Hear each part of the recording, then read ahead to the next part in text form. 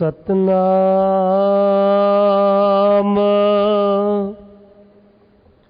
श्री वाहिगुरु साहिब जी। सूही महला पहला। कौन तराजी कवन तुला, तेरा कवन सराफ बुलावा। कौन गुरु कै पह दीखिया लेवा, कै पह मुल करावा। कौन तराजी कवन तुला, तेरा कवन सराफ बुलावा। कौन गुरु कै पह दीखिया लेवा, कै पह मुल करावा। मेरे लाल जियो तेरा अंत ना जाना। तू जल थल माहियल भारपुर लीना। तू आपे सर्ब समाना। रहाओ मन तारा जी चित तुला, तेरी सेव सराफ कमावा। घट ही भीतर सो साहो तोली, इन बिद चित रहावा। आपे कंडा तोल तराजी, आपे तोलन हारा। आपे देखा आपे बूझै, आपे है वणजारा। अंधुला नीच जात परदेसी, खिन आवे तिल जावे। ताकि संगत नानक रहंदा, क्यों कर मूड़ा पावे। अंधुला नीच जात परदेसी,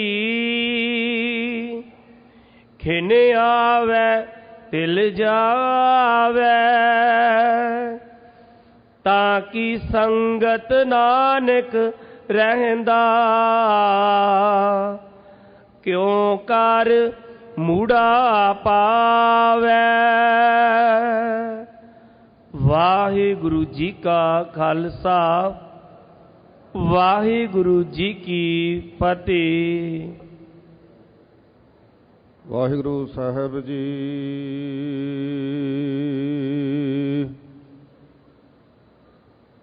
कबीर मरता मरता जग मुआ, मर पे न जानिया कोई। ऐसे मरने जो मरै, बहुर न मरना होए।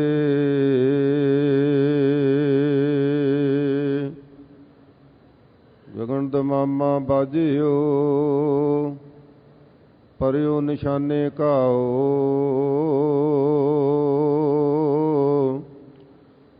खेत जो मांडियो सूरमा, अब जूझन को दाओ। सूरा सो पहचानिया, जो लरा दीन के हेत। पुरजा पुरजा कट मरै, कबहू न छाड़ै खेत।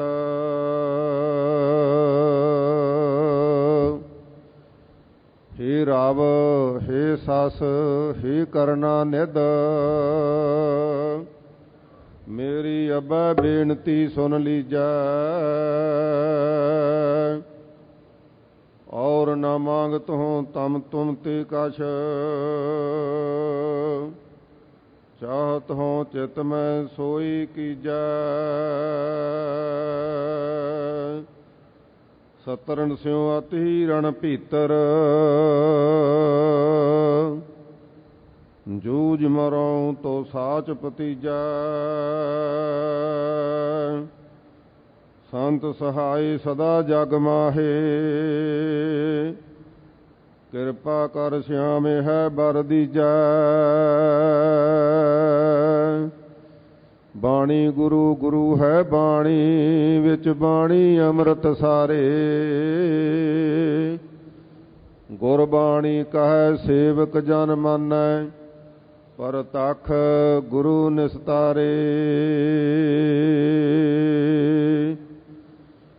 ਸਤਿਗੁਰੂ ਗਰੀਬ ਨਵਾਜ ਪਤਿਤ ਪਾਵਨ ਭਗਤ ਵਛਲ ਕਿਰਪਾ ਦੇ ਖਜ਼ਾਨੇ ਜੁਗੋ ਜੁਗ ਅਟਲ ਸਤਿਗੁਰੂ ਕਰਨ ਕਾਰਨ ਸਮਰੱਥ ਧੰਨ ਧੰਨ ਸਾਹਿਬ ਸ੍ਰੀ ਗੁਰੂ ਗ੍ਰੰਥ ਸਾਹਿਬ ਸੱਚੇ ਪਾਤਸ਼ਾਹ ਜੀ ਦੀ ਪਾਵਨ ਪਵਿੱਤਰ ਹਜ਼ੂਰੀ ਵਿਖੇ ਦੂਰਾਂ ਦਰੇਡਿਆਂ ਤੋਂ ਸੰਗਤਾਂ ਦਰਸ਼ਨ ਇਸ਼ਨਾਨ ਵਾਸਤੇ ਸਤਿਗੁਰੂ ਦੇ ਦਰਬਾਰ ਵਿੱਚ ਪਹੁੰਚੀਆਂ ਹਨ। ਡਿੱਠੇ ਸਭੇ ਥਾਵ ਨਹੀਂ ਤੁਧ ਜਿਹਿਆ ਬੱਧੋ ਪੁਰਖ ਵਿਧਾਤੇ ਤਾਂ ਤੋਂ ਸੋਹਿਆ। ਸਤਿਗੁਰੂ ਦੀ ਸ਼ਰਨ ਵਿੱਚ ਆ ਕੇ ਇਸ਼ਨਾਨ ਕੀਤੇ, ਦਰਸ਼ਨ ਦੀਦਾਰੇ ਕੀਤੇ, ਗੁਰੂ ਕੀ ਬਾਣੀ ਦਾ ਮਨੋਹਰ ਕੀਰਤਨ ਸੁਣਿਆ। ਇਹ ਸੁਭਾਗ ਸਮਾਂ ਸਤਿਗੁਰੂ ਸੱਚੇ ਪਾਤਸ਼ਾਹ ਜੀ ਨੂੰ ਤੁਰਠ ਕੇ ਆਪਾਂ ਨੂੰ ਬਖਸ਼ਿਸ਼ ਕੀਤਾ ਹੈ। ਮਨੁੱਖ ਆਪਣੀ ਚਾਹਤ ਨਾਲ, ਆਪਣੀ ਇੱਛਾ ਨਾਲ, ਧਨ ਦੌਲਤ ਨਾਲ ਐਸੇ ਸਮੇਂ ਸੁਭਾਗ ਪ੍ਰਾਪਤ ਨਹੀਂ ਕਰ ਸਕਦਾ। ਸਤਿਗੁਰੂ ਜੀ ਰਹਿਮਤ ਕਰਨ, ਕਿਰਪਾ ਕਰਨ ਤਾਂ ਇਹ ਸੁਭਾਗ ਪ੍ਰਾਪਤ ਹੁੰਦਾ ਹੈ। ਸਤਿਗੁਰੂ ਨੇ ਰਹਿਮਤ ਕੀਤੀ ਹੈ, ਇਹ ਸੁਭਾਗ ਆਪਾਂ ਨੂੰ ਬਖਸ਼ਿਸ਼ ਕੀਤਾ ਹੈ। ਸਾਧ ਸੰਗਤ ਜੀ, ਹੁਣ ਗੁਰਦੁਆਰਾ ਸ੍ਰੀ ਮੰਜੀ ਸਾਹਿਬ ਵਿਖੇ ਜੋ ਨਿਤਾ ਪ੍ਰਤੀ ਦੀ ਮਰਜ਼ਾਦਾ ਅਨੁਸਾਰ ਧੁਰ ਕੀ ਬਾਣੀ ਦੀ ਲੜੀਵਾਰ ਕਥਾ ਸਰਵਣ ਕੀਤੀ ਜਾਂਦੀ ਹੈ, ਉਸ ਦਾ ਸੁਭਾਗ ਪ੍ਰਾਪਤ ਹੋਇਆ ਹੈ। ਆਓ ਸਰਬੱਤ ਸੰਗਤਾਂ ਸਤਿਗੁਰੂ ਸੱਚੇ ਪਾਤਸ਼ਾਹ ਜੀ ਦੀ ਪਾਵਨ ਕਥਾ ਸਰਵਣ ਕਰਨ ਵਾਸਤੇ ਮਨ ਚਿੱਤ ਬਿਰਤੀਆਂ ਇਕਾਗਰ ਕਰੋ, ਕਿਉਂਕਿ ਇਹ ਗੁਰੂ ਕੀ ਕਥਾ ਮਹਾਰਾਜ ਸੱਚੇ ਪਾਤਸ਼ਾਹ ਜੀ ਦੇ ਇਸ ਵਿਖਿਆਨ ਨੂੰ ਜੇ ਆਪਾਂ ਬਹੁਤ ਟਿਕਾ ਚਿੱਤ ਦੇ ਨਾਲ ਸੁਣਾਂਗੇ, ਸਤਿਗੁਰੂ ਜੀ ਦੀ ਬਹੁਤੀ ਕਿਰਪਾ ਹੋਵੇਗੀ। ਜਿੱਥੇ ਅਸੀਂ ਸਤਿਗੁਰੂ ਦੀ ਕਿਰਪਾ ਨਾਲ ਇੱਥੇ ਪਹੁੰਚੇ ਹਾਂ ਸਰੀਰ ਕਰਕੇ, ਉੱਥੇ ਮਨ ਕਰਕੇ ਵੀ ਹਾਜ਼ਰੀਆਂ ਲਵਾਉਣੀਆਂ। ਸਤਿਗੁਰੂ ਜੀ ਹੋਰ ਰਹਿਮਤ ਕਰਨ। ਆਓ ਸਭ ਤੋਂ ਪਹਿਲਾਂ ਦਾਸ ਦੀ ਹਾਜ਼ਰੀ ਪ੍ਰਵਾਨ ਕਰੋ ਅਤੇ ਆਪਣੀਆਂ ਵੀ ਹਾਜ਼ਰੀਆਂ ਸਤਿਗੁਰੂ ਦਰਬਾਰ ਵਿੱਚ ਲਗਵਾਓ। ਸਤਿਗੁਰੂ ਦੀ ਫਤਿਹ ਬੁਲਾਉਣੀ ਹੈ। ਸਾਰਿਆਂ ਨੇ ਗੱਜ ਕੇ, ਢਿੱਲੀ ਜੀ ਫਤਿਹ ਨਹੀਂ ਬੋਲਣੀ। ਸਰਬੱਤ ਸੰਗਤ ਗੱਜ ਕੇ ਫਤਿਹ ਬੁਲਾਓ। ਵਾਹਿਗੁਰੂ ਜੀ ਕਾ ਖਾਲਸਾ, ਵਾਹਿਗੁਰੂ ਜੀ ਕੀ ਫਤਿਹ। ਸੋ ਕਥਾ ਦੀ ਰਮਤ ਤੋਂ ਪਹਿਲਾਂ ਦਾਸ ਕੁਝ ਬੇਨਤੀਆਂ ਕਰਨਾ ਚਾਹੁੰਦਾ ਹੈ, ਕਿਉਂਕਿ ਸਾਰੇ ਸੰਸਾਰ ਵਿੱਚ ਅੱਜ ਦੇ ਦਿਨਾਂ ਨੂੰ ਘੱਲੂਘਾਰੇ ਦੇ ਰੂਪ ਵਿੱਚ ਮਨਾਇਆ ਜਾ ਰਿਹਾ ਹੈ। ਜਿੱਥੇ ਜਿੱਥੇ ਵੀ ਗੁਰੂ ਕੇ ਸਿੱਖ ਬੈਠੇ ਹਨ, ਗੁਰੂ ਕੇ ਸਥਾਨ ਬਣੇ ਹਨ, ਉੱਥੇ ਉੱਥੇ ਹੀ ਗੁਰੂ ਕੀਆਂ ਸਿੱਖ ਸੰਗਤਾਂ ਇਕੱਤਰ ਹੋ ਕੇ ਸ਼ਰਧਾ ਭਾਵਨਾ ਸਹਿਤ ਇਹਨਾਂ ਦਿਨਾਂ ਨੂੰ ਯਾਦ ਕਰਦੇ ਨੇ ਕਿ ਕਿਵੇਂ ਗੁਰਸਿੱਖਾਂ ਦੇ ਉੱਪਰ ਬਹੁਤ ਵੱਡਾ ਅਤਿਆਚਾਰ ਹੋਇਆ, ਕਿਵੇਂ ਸਰਬ ਸਾਂਝੀਵਾਲਤਾ ਦੇ ਪ੍ਰਤੀਕ ਸ੍ਰੀ ਹਰਿਮੰਦਰ ਸਾਹਿਬ, ਜਿਸ ਦੇ ਸਤਿਗੁਰੂ ਜੀ ਨੇ 4 ਦਰਵਾਜ਼ੇ ਰੱਖ ਕੇ ਦੁਨੀਆ ਨੂੰ ਖੁੱਲ੍ਹਾ ਸੰਦੇਸ਼ ਦਿੱਤਾ। ਖੱਤਰੀ, ਬ੍ਰਾਹਮਣ, ਸੂਦ, ਵੈਸ, ਉਪਦੇਸ਼ 4 ਵਰਨਾ ਕੋ ਸਾਂਝਾ, ਅਥਵਾ 4 ਹੀ ਦਿਸ਼ਾਵਾਂ ਤੋਂ ਕੋਈ ਭੁੱਲਿਆ ਭਟਕਿਆ ਜੀਵ ਆਵੇ ਤਾਂ ਇਸ ਦਵਾਰ ਤੇ ਪਹੁੰਚੇ ਸਤਿਗੁਰੂ ਸੱਚੇ ਪਾਤਸ਼ਾਹ ਜੀ ਉਸ ਨੂੰ ਉਪਦੇਸ਼ ਦੁਆਰਾ ਆਪਣੀ ਛਾਤੀ ਨਾਲ ਲਾਉਂਦੇ ਨੇ। ਸੋ ਐਸਾ ਸਰਬ ਸਾਂਝੀ ਵਲਤਾ ਦਾ ਸਜਮਾ ਸਤਿਗੁਰੂ ਸੱਚੇ ਪਾਤਸ਼ਾਹ ਜੀ ਨੇ ਜੋ ਮੀਰੀ ਪੀਰ ਦਾ ਸੰਕਲਪ ਦੇ ਕੇ ਸ੍ਰੀ ਅਕਾਲ ਤਖਤ ਸਾਹਿਬ ਦੀ ਰਚਨਾ ਕੀਤੀ, ਐਸੇ ਪਵਿੱਤਰ ਸਥਾਨ ਤੇ ਜੋ ਵਰਤਾਰਾ ਵਾਪਰਿਆ ਹੈ ਉਸ ਦੇ ਸੰਬੰਧ ਵਿੱਚ ਕੁਝ ਬੇਨਤੀਆਂ ਹਨ। ਕਿਉਂਕਿ ਅੱਜ 33 ਸਾਲ ਪਹਿਲਾਂ ਜੇ ਨਜ਼ਰ ਮਾਰੀਏ ਤਾਂ ਬਹੁਤ ਸਾਰੇ ਬਜ਼ੁਰਗ ਜਾਂ ਜਵਾਨੀ ਅਵਸਥਾ ਵਿੱਚ ਹੀ ਸਾਡੇ ਤੋਂ ਇਸ ਵਰਤਾਰੇ ਦਾ ਦੁੱਖ ਭੋਗਦਿਆਂ ਚਲੇ ਗਏ। ਕੁਝ ਨਵੀਂ ਜਨਰੇਸ਼ਨ ਪੈਦਾ ਹੋਈ, ਉਹ ਪੜ੍ਹ ਕੇ ਇੰਟਰਨੈਟ ਤੋਂ ਜਾਂ ਜਿਸ ਵੀ ਢੰਗ ਨਾਲ ਉਹਨਾਂ ਨੂੰ ਇਹ ਇਤਿਹਾਸ ਮਿਲਿਆ, ਉਹਨਾਂ ਜਾਣਨ ਦੀ ਕੋਸ਼ਿਸ਼ ਕੀਤੀ ਕਿ ਇਹ ਸਭ ਕੁਝ ਕਿਉਂ ਵਾਪਰਿਆ, ਤੇ ਉਹਦੇ ਵਿੱਚੋਂ ਬਹੁਤ ਕੁਝ ਗੁੰਮਰਾਹਕੁਨ ਸ਼ਾਹੀ ਲੋਕਾਂ ਨੇ, ਰਾਜਸੀ ਲੋਕਾਂ ਨੇ ਜੋ ਸਿੱਖਾਂ ਨੂੰ ਬਦਨਾਮ ਕਰਨ ਵਾਲੀਆਂ ਏਜੰਸੀਆਂ ਨੇ, ਉਹਨਾਂ ਨੇ ਬੜਾ ਕੁਝ ਉਲਟ ਪੁਲਟ ਲਿਖਿਆ।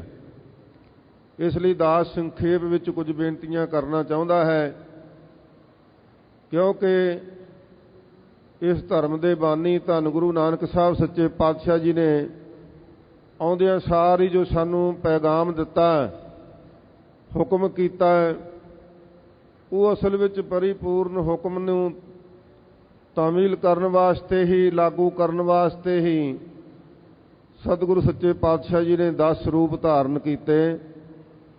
ਪਹਿਲਾ ਮਨੁੱਖ ਦੇ ਭਲੇ ਵਾਸਤੇ ਸਤਿਗੁਰੂ ਪਾਤਸ਼ਾਹ ਜੀ ਨੇ ਆਪ ਅਕਾਲ ਪੁਰਖ ਨਾਲ ਇੱਕਮਿਕ ਹੋ ਕੇ ਸਾਨੂੰ ਮੂਲ ਮੰਤਰ ਦਿੱਤਾ, ਫਿਰ ਰੱਬੀ ਬਾਣੀ ਦਾ ਪੈਗਾਮ ਬਖਸ਼ਿਆ। ਸਾਂਝਾ ਲੰਗਰ ਚਲਾਉਣ ਵਾਸਤੇ ਸਤਿਗੁਰੂ ਸੱਚੇ ਪਾਤਸ਼ਾਹ ਜੀ ਨੇ 20 ਰੁਪਇਆਂ ਦਾ ਸੌਦਾ ਕੀਤਾ। ਅੱਜ ਨਜ਼ਰ ਮਾਰ ਕੇ ਦੇਖੋ,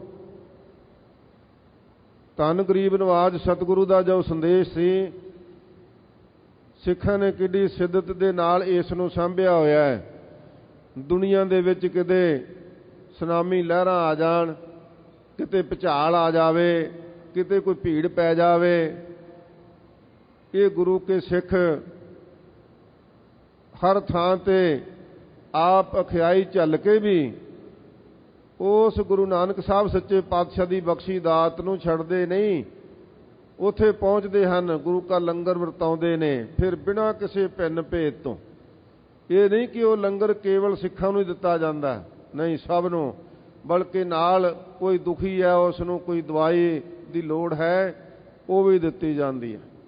ਨਾਲ ਨਾਲ ਸਤਿਗੁਰੂ ਦਾ ਉਪਦੇਸ਼ ਕੀ ਸੀ ਭਾਈ, ਕੇਵਲ ਇੰਨਾ ਹੀ ਨਹੀਂ ਸੀ, ਫਿਰ ਇਹ ਵੀ ਉਪਦੇਸ਼ ਸੀ ਕਿ ਮੇਰੇ ਸਿੱਖ ਇਸ ਗੱਲ ਲਈ ਵੀ ਤਿਆਰ ਰਹਿਣ, ਜੇ ਪ੍ਰਭੂ ਪ੍ਰਤੀ ਪ੍ਰੇਮ ਹੈ, ਸਤਿਗੁਰੂ ਪ੍ਰਤੀ ਲਗਾਅ ਹੈ, ਭਾਵਨਾ ਹੈ, ਤੇ ਹਮੇਸ਼ਾ ਲਈ ਮੇਰਾ ਸਿੱਖ ਤਿਆਰ ਰਵੇ। ਜੋ ਤੋ ਪ੍ਰੇਮ ਖੇਲਣ ਕਾ ਚਾਓ, ਸਿਰ ਧਰ ਤਲੀ ਗਲੀ ਮੇਰੀ ਆਓ, ਇਤ ਮਾਰਗ ਪੈਰ ਧਰੀਜੈ, ਸਿਰ ਦੀਜੈ ਕਾਨ ਨਾ ਕੀਜੈ।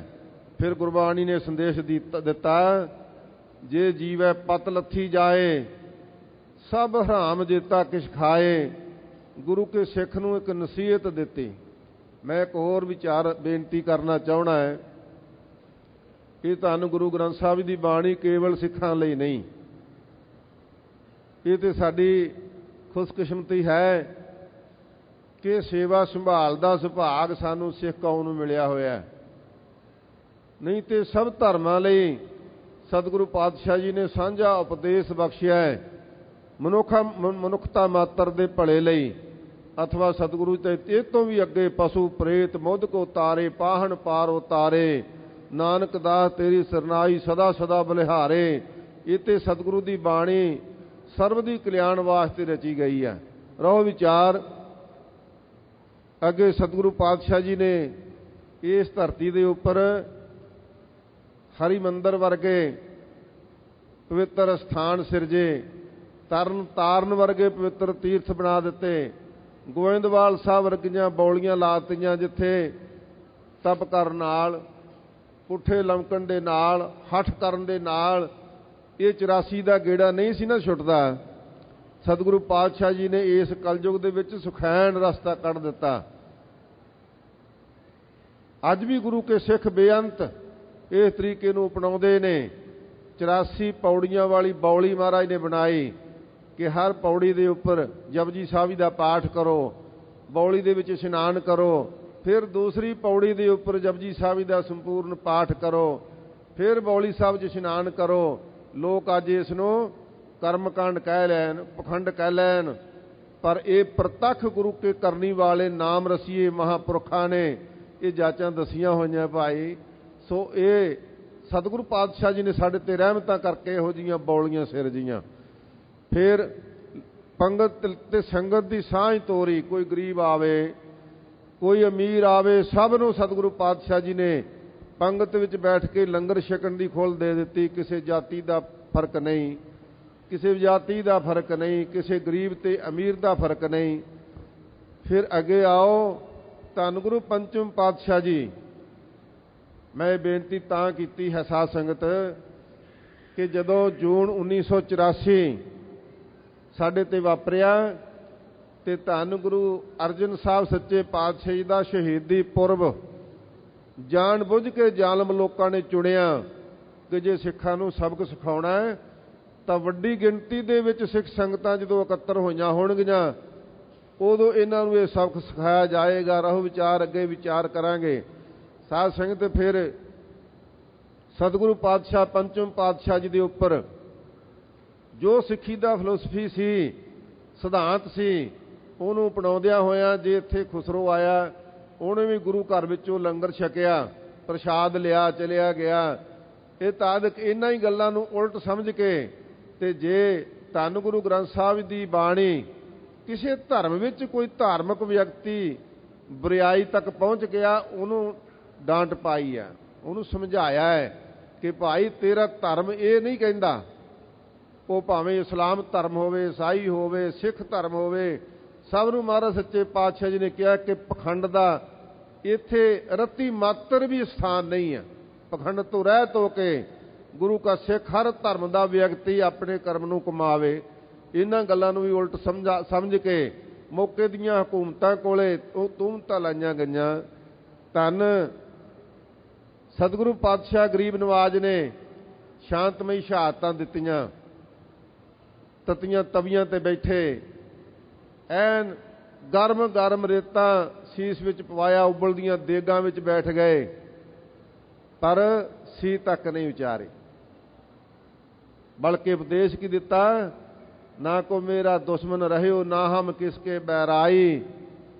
ਕਹਿਤਾ ਕਿ ਮੇਰਾ ਕੋਈ ਦੁਸ਼ਮਣੀ ਨਹੀਂ, ਨਾ ਮੇਰਾ ਕੋਈ ਬੁਰਾ ਤੱਕਣ ਵਾਲਾ ਹੈ। ਬ੍ਰਹਮ ਪਸਾਰ ਪਸਾਰਿਓ ਭੀਤਰ ਸਤਿਗੁਰ ਤੇ ਸੋਝੀ ਪਾਈ। ਕਹਿੰਦੇ ਅਸੀਂ ਤਾਂ ਇਹ ਅਕਾਲ ਪੁਰਖ ਤੋਂ ਸੋਝੀ ਪਾ ਲਈ ਕਿ ਉਹਦਾ ਹੀ ਕੀਤਾ ਸਭ ਕੁਝ ਹੋ ਰਿਹਾ ਹੈ। ਪਰ ਸਾਧ ਸੰਗਤ ਅਗਲੇ ਹੀ ਪੜਾਅ ਤੇ ਮੀਰੀ ਪੀਰੀ ਦੇ ਮਾਲਕ ਗੁਰੂ ਹਰਗੋਬਿੰਦ ਸਾਹਿਬ ਸੱਚੇ ਪਾਤਸ਼ਾਹ ਜੀ ਨੇ ਮੀਰੀ ਤੇ ਪੀਰੀ ਦੀਆਂ 2 ਸ੍ਰੀ ਸਾਹਿਬਾਂ ਪੈਣੀਆਂ।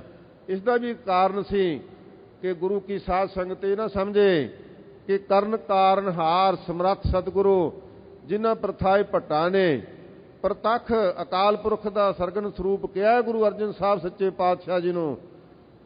ਉਹ ਕਹਿੰਦੇ ਨੇ ਕਿ ਗੁਰੂ ਅਰਜਨ ਪ੍ਰਤੱਖ ਹਰ ਧਰਨ ਗਗਨ ਨਵ ਖੰਡ ਮੈਂ ਜੋਤ ਸਵੈ ਰੂਪੀ ਰਹਿਓ ਭਰ ਭਨ ਮਥਰਾ ਕਛ ਭੇਦ ਨਹੀਂ ਗੁਰ ਅਰਜਨ ਪ੍ਰਤੱਖ ਹਰ।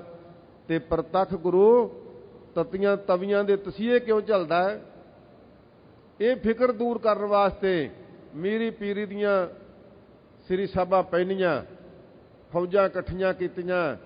ਕਿਹੜੀਆਂ ਫੌਜਾਂ ਸੀ ਭਾਈ? ਉਹੀ ਸਿੱਖ, ਭਾਈ ਬਿਧੀ ਚੰਦ ਵਰਗੇ, ਭਾਈ ਗੁਰਦਾਸ ਜੀ ਵਰਗੇ, ਬਾਬਾ ਬੁੱਢਾ ਜੀ ਵਰਗੇ ਬ੍ਰਹਮ ਗਿਆਨੀ, ਉਹਨਾਂ ਨੂੰ ਇਕੱਤਰ ਕਰਕੇ ਨਗਰਾਂ ਪਿੰਡਾਂ ਸ਼ਹਿਰਾਂ 'ਚੋਂ ਸੰਗਤਾਂ ਇਕੱਤਰ ਕੀਤੀਆਂ, ਪੈਗਾਮ ਦਿੱਤੇ। ਤੇ ਇੱਥੇ ਕਿਹਾ ਗਿਆ ਕਿ ਜਿਹੜੇ ਹੁਣ ਦਿੱਲੀ ਜਾਂ ਲਾਹੌਰ ਦੇ ਤਖਤ ਤੋਂ ਸਾਨੂੰ ਹੁਕਮ ਆਉਂਦੇ ਨੇ, ਉਹਨਾਂ ਹੁਕਮਾਂ ਦਾ ਸਾਹਮਣਾ ਕਰਨ ਵਾਸਤੇ ਸਾਨੂੰ ਤਖਤ ਦੀ ਸਿਰਜਣਾ ਕਰਨੀ ਪਏਗੀ। ਇੱਥੇ ਅਕਾਲ ਤਖਤ ਸਿਰਜਿਆ ਗਿਆ। सतगुरु पातशाह जी ने अकाल दा तख्त सिरजिया, उस तख्त तो हुक्मनामे लागू कीते, क्या कि अज गुरु के सिख चंगियां भर जवानियां बख्श इत्थे अर्पण करन, गुरु के द्वारे ते चंगे शास्त्र ते घोड़े लैके हाजिर होण। ये संगतां दे विच जदों पैगाम गया दूर दरेडे तक, गुरु कीआं संगतां ने ये भेटवां चढ़ाइयां। पर जदों दिल्ली दे तख्त नूं, लाहौर दे तख्त नूं ये खबरां होईयां तां साध संगत जी कदे इत्थे कासिम बेग, कदे मुगल सखान, कदे लला बेग चढ़ चढ़ के आए। 4 युद्ध लड़े महाराज ने, पर किते भी सतगुरु सच्चे पातशाह जी आप चढ़ के नहीं गए, हमलावर होके नहीं गए किते भी।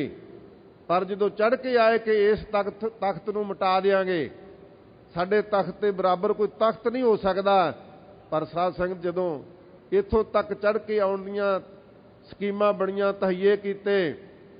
सतगुरु ने पातशाह जी ने पहला अमृतसर साहब का युद्ध लड़िया, फिर करतारपुर साहब का युद्ध लड़िया, फिर साध संगत महाराज मालवे दे विच गुरु सर महाराज का युद्ध लड़िया, श्री हरगोबिंदपुर का युद्ध लड़िया। 4 ही युद्ध 8 पैरां तो पहला फतेह कीते महाराज ने। इसे वास्ते भाई गुरदास जी लिखते ने, दल भंजन गुर सूरमा बड़ जोधा बहु परोपकारी गुरु। संगतां दे विचों वो भै डर सहम दूर कर दिता कि समर्थ गुरु जे तत्तियां तवियां ते बह सकता है तो हत्थ विच तेग लैके इस प्रचंड तेग दे नाल जुल्म दा नाश भी कर सकता है। साध संगत जी इसे तरह धन गुरु तेग बहादुर साहब सच्चे पातशाह जी, वेखो बड़ी हैरानी की गल है, केवल अपने धर्म की गल नहीं। जे कहिंदे ये कह लईए कि गुरु साहिबान केवल सिखां दे गुरु सी, ते फिर वो तां तिलक जंजू की खातर महाराज सच्चे पातशाह जी ने शांतमई शहादतां दित्तियां, गुरु के सिखां ने शहादतां दित्तियां। जिथे तिलक ते जंजू लाया जा रहा सी, उत्थे सतगुरु पातशाह जी ने ये कह दिता कि जाओ कह दिओ औरंगजेब नूं कि जे गुरु तेग बहादुर मुसलमानी मत नूं ग्रहण कर लवे ते असीं अपने आप सारे तिलक जंजू ला देंगे। ये उन्हां ब्राह्मण लोकां वास्ते बहुत वड्डा आसरा सी, जिहड़े त्राह त्राह करदे सी। जदों ये पैगाम औरंगजेब नूं मिलिया, वो भी खुश होया कि एक जाने नूं मनाउणा कोई औखा नहीं। जदों धन गुरु तेग बहादुर साहब नाल सामना होया, बड़े लालच दिते गए, गुरु को सिखां नूं लालच दिते गए। धन गुरु तेग बहादुर साहब तो पहला भाई दयाला जी, भाई सती राम जी, भाई मती दास जी शहीद किए गए।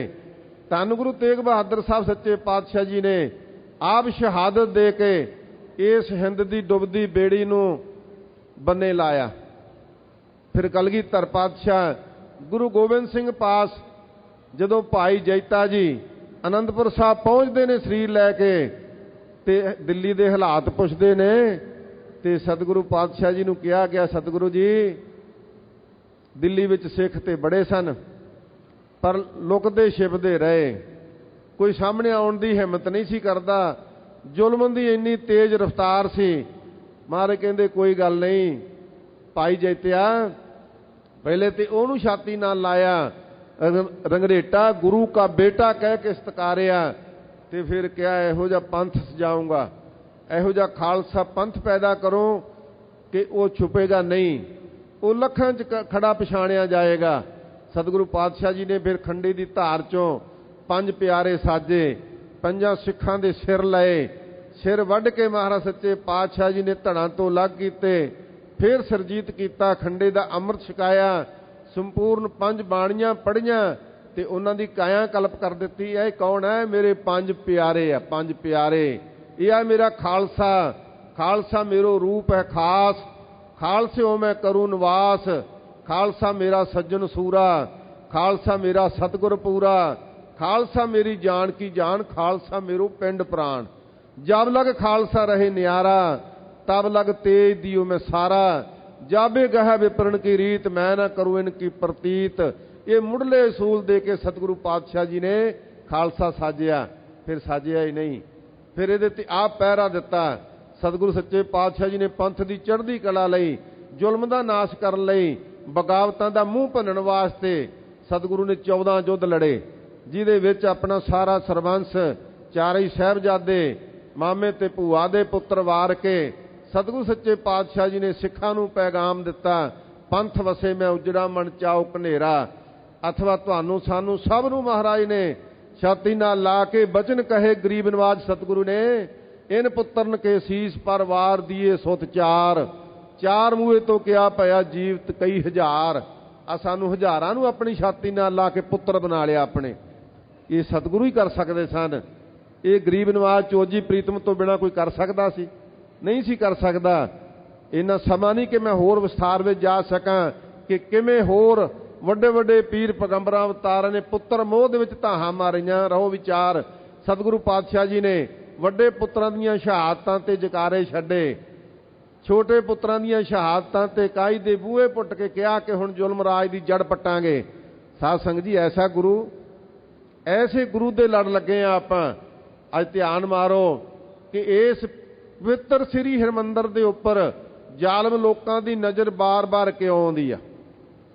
कोई इत्थे वेसवा नचा के इत्थों दे कीर्तन दी मर्यादा भंग करदा है, पर भंग हो गई नहीं। इसे कलगीधर पातशाह दा साजिया होया खालसा सुखा सिंह मताब सिंह दे रूप विच आके उहदा मूँह भन्न दिंदा है, ते फिर इत्थे आ सजदी वार दा कीर्तन आरंभ हो जांदा। किते अबदाली वर्गे चढ़ के आउंदे ने। साध संगत, इसे हरमंदर दे पूर्ण वास्ते तहला करदा किते जहान खान ते बाबा दीप सिंह दे रूप विच कदे गुरु के प्यारे आउंदे ने, जिन्हां दा सीस ते लथ जांदा है, पर तली ते सीस रख के कोहां तक 18 शेर दा खड़कंदा खंडा खड़काउंदे होए, इत्थों तक युद्ध लड़दे होए अपना सीस धन गुरु रामदास महाराज दे चरनां 'च भेट कर दिंदे ने। पर इस हरमंदर दी अजम वास्ते आपां निछावर कर जांदे ने।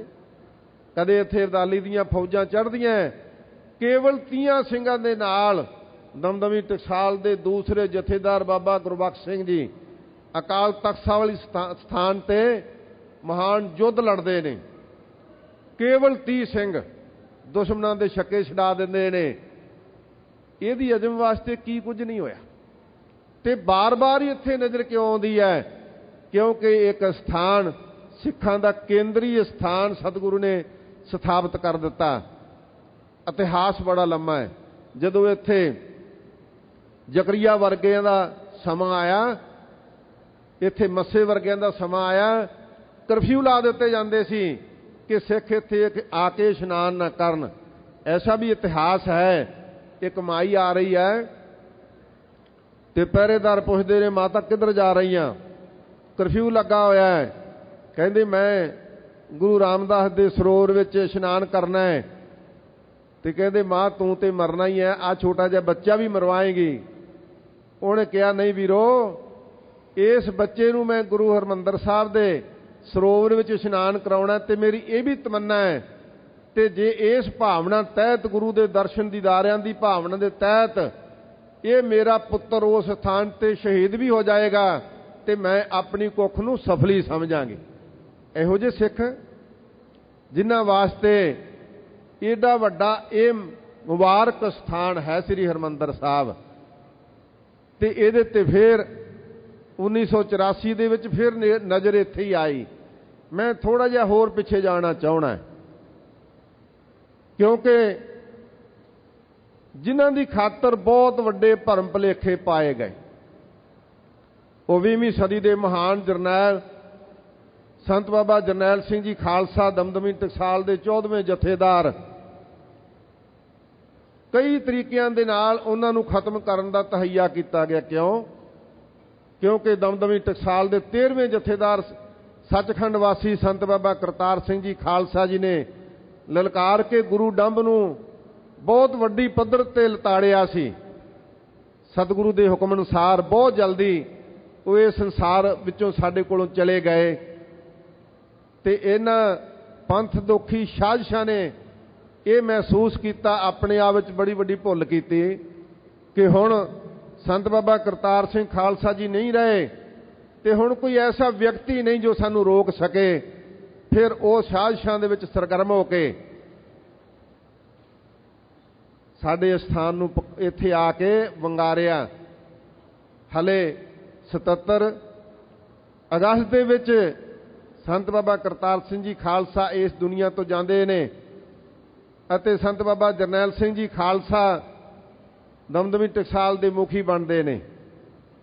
1 ਸਾਲ ਵੀ ਨਹੀਂ ਹੋਇਆ 78 ਦੀ ਵਿਸਾਖੀ ਵਿੱਚ ਇੱਥੇ ਸਾਡੇ ਸਿਧਾਂਤ ਨੂੰ ਸਾਡੇ ਹੀ ਘਰ ਦੇ ਵਿੱਚ ਆ ਕੇ ਸਾਡੇ ਕੇਂਦਰੀ ਸਥਾਨ ਤੇ ਆ ਕੇ ਵੰਗਾਰਿਆ ਗਿਆ ਕਿ ਸਿੱਖੋ ਤੁਹਾਡੇ ਗੁਰੂ ਨੇ 5 ਪਿਆਰੇ ਸਾਜੇ ਸੀ, ਅਸੀਂ 7 ਸਿਤਾਰੇ ਸਾਜਾਂਗੇ। ਇਹ ਤਾਦਕ ਇੱਥੇ ਜਲੂਸ ਕੱਢੇ ਗਏ। ਉਹ ਜਲੂਸ ਵਿੱਚ ਗੁਰੂ ਗ੍ਰੰਥ ਸਾਹਿਬ ਪ੍ਰਕਾਸ਼ ਨਹੀਂ, ਉਹ ਝੂਠਾ ਨਰਕਧਾਰੀ ਆਪ ਬੈਠਾ ਤੇ ਉਹਦੇ ਉੱਪਰ ਜੋ ਸਾਈਨ ਬੋਰਡ ਲਿਖੇ ਹੋਏ ਸੀ ਉਹ ਮੈਂ ਕਹਿ ਨਹੀਂ ਸਕਦਾ। ਗੁਰੂ ਸਾਹਿਬ ਜੀ ਨੂੰ ਅਪਸ਼ਬਦ ਲਿਖੇ ਗਏ ਕਲਗੀਧਰ ਮਹਾਰਾਜ ਨੂੰ, ਗੁਰੂ ਨਾਨਕ ਸਾਹਿਬ ਨੂੰ, ਪਰ ਸਿੱਖਾਂ ਨੇ ਇਹ ਕਦੋਂ ਬਰਦਾਸ਼ਤ ਕਰਨਾ ਸੀ। ਫਿਰ ਇੱਥੇ ਕੂੜ ਦਾ ਪ੍ਰਚਾਰ ਕਰਨ ਵਾਸਤੇ ਬਹੁਤ ਵੱਡੀ ਸਭਾ ਬੁਲਾਈ, ਜਿਹਦਾ ਵਿਰੋਧ ਕਰਨ ਵਾਸਤੇ ਦਮਦਮੀ ਟਕਸਾਲ ਤੇ ਖੰਡ ਕੀਰਤਨੀ ਦੇ ਜੱਥੇ ਸਿੰਘਾਂ ਨੇ ਸ਼ਾਂਤਮਈ ਢੰਗ ਨਾਲ ਰੋਕਣ ਦਾ ਯਤਨ ਕੀਤਾ ਤੇ ਵਿਸਾਖੀ ਦੇ ਦਿਹਾੜੇ ਤੇ ਇਹਨਾਂ ਦੋਹਾਂ ਹੀ ਜਥੇਬੰਦੀਆਂ ਦੇ 13 ਸਿੰਘ ਸ਼ਹੀਦ ਕਰ ਦਿੱਤੇ ਗਏ। ਇਹ ਸਾਨੂੰ ਇੱਕ ਪਹਿਲੀ ਵੰਗਾਰ ਸੀ ਸੰਤ ਜਰਨੈਲ ਸਿੰਘ ਜੀ ਨੇ, ਜਿਹਦਾ ਇੱਥੇ ਜ਼ੋਰਦਾਰ ਸ਼ਬਦਾਂ ਦੇ ਵਿੱਚ ਮਹਾਂਪੁਰਖਾਂ ਨੇ ਕੇਵਲ ਖੰਡਨ ਹੀ ਨਹੀਂ ਕੀਤਾ, ਸਿੱਖਾਂ ਨੂੰ ਤਿਆਰ ਕੀਤਾ ਕਿ ਇਹ ਆਪਾਂ ਨੂੰ ਬਹੁਤ ਵੱਡਾ ਚੈਲੰਜ ਹੈ। ਉਸ ਤੋਂ ਬਾਅਦ ਇੱਕ ਦਿਨ ਇੱਕ ਹਨੇਰੀ ਵਾਂਗ ਵਾਪਰਿਆ ਤੇ ਫਿਰ ਚੰਦੋ ਕਲਾਂ ਵਿਖੇ ਸੰਤ ਬਾਬਾ ਜਰਨੈਲ ਸਿੰਘ ਖਾਲਸਾ ਨੂੰ ਖਤਮ ਕਰਨ ਦੀ ਸਾਜ਼ਿਸ਼ ਰਚੀ ਗਈ।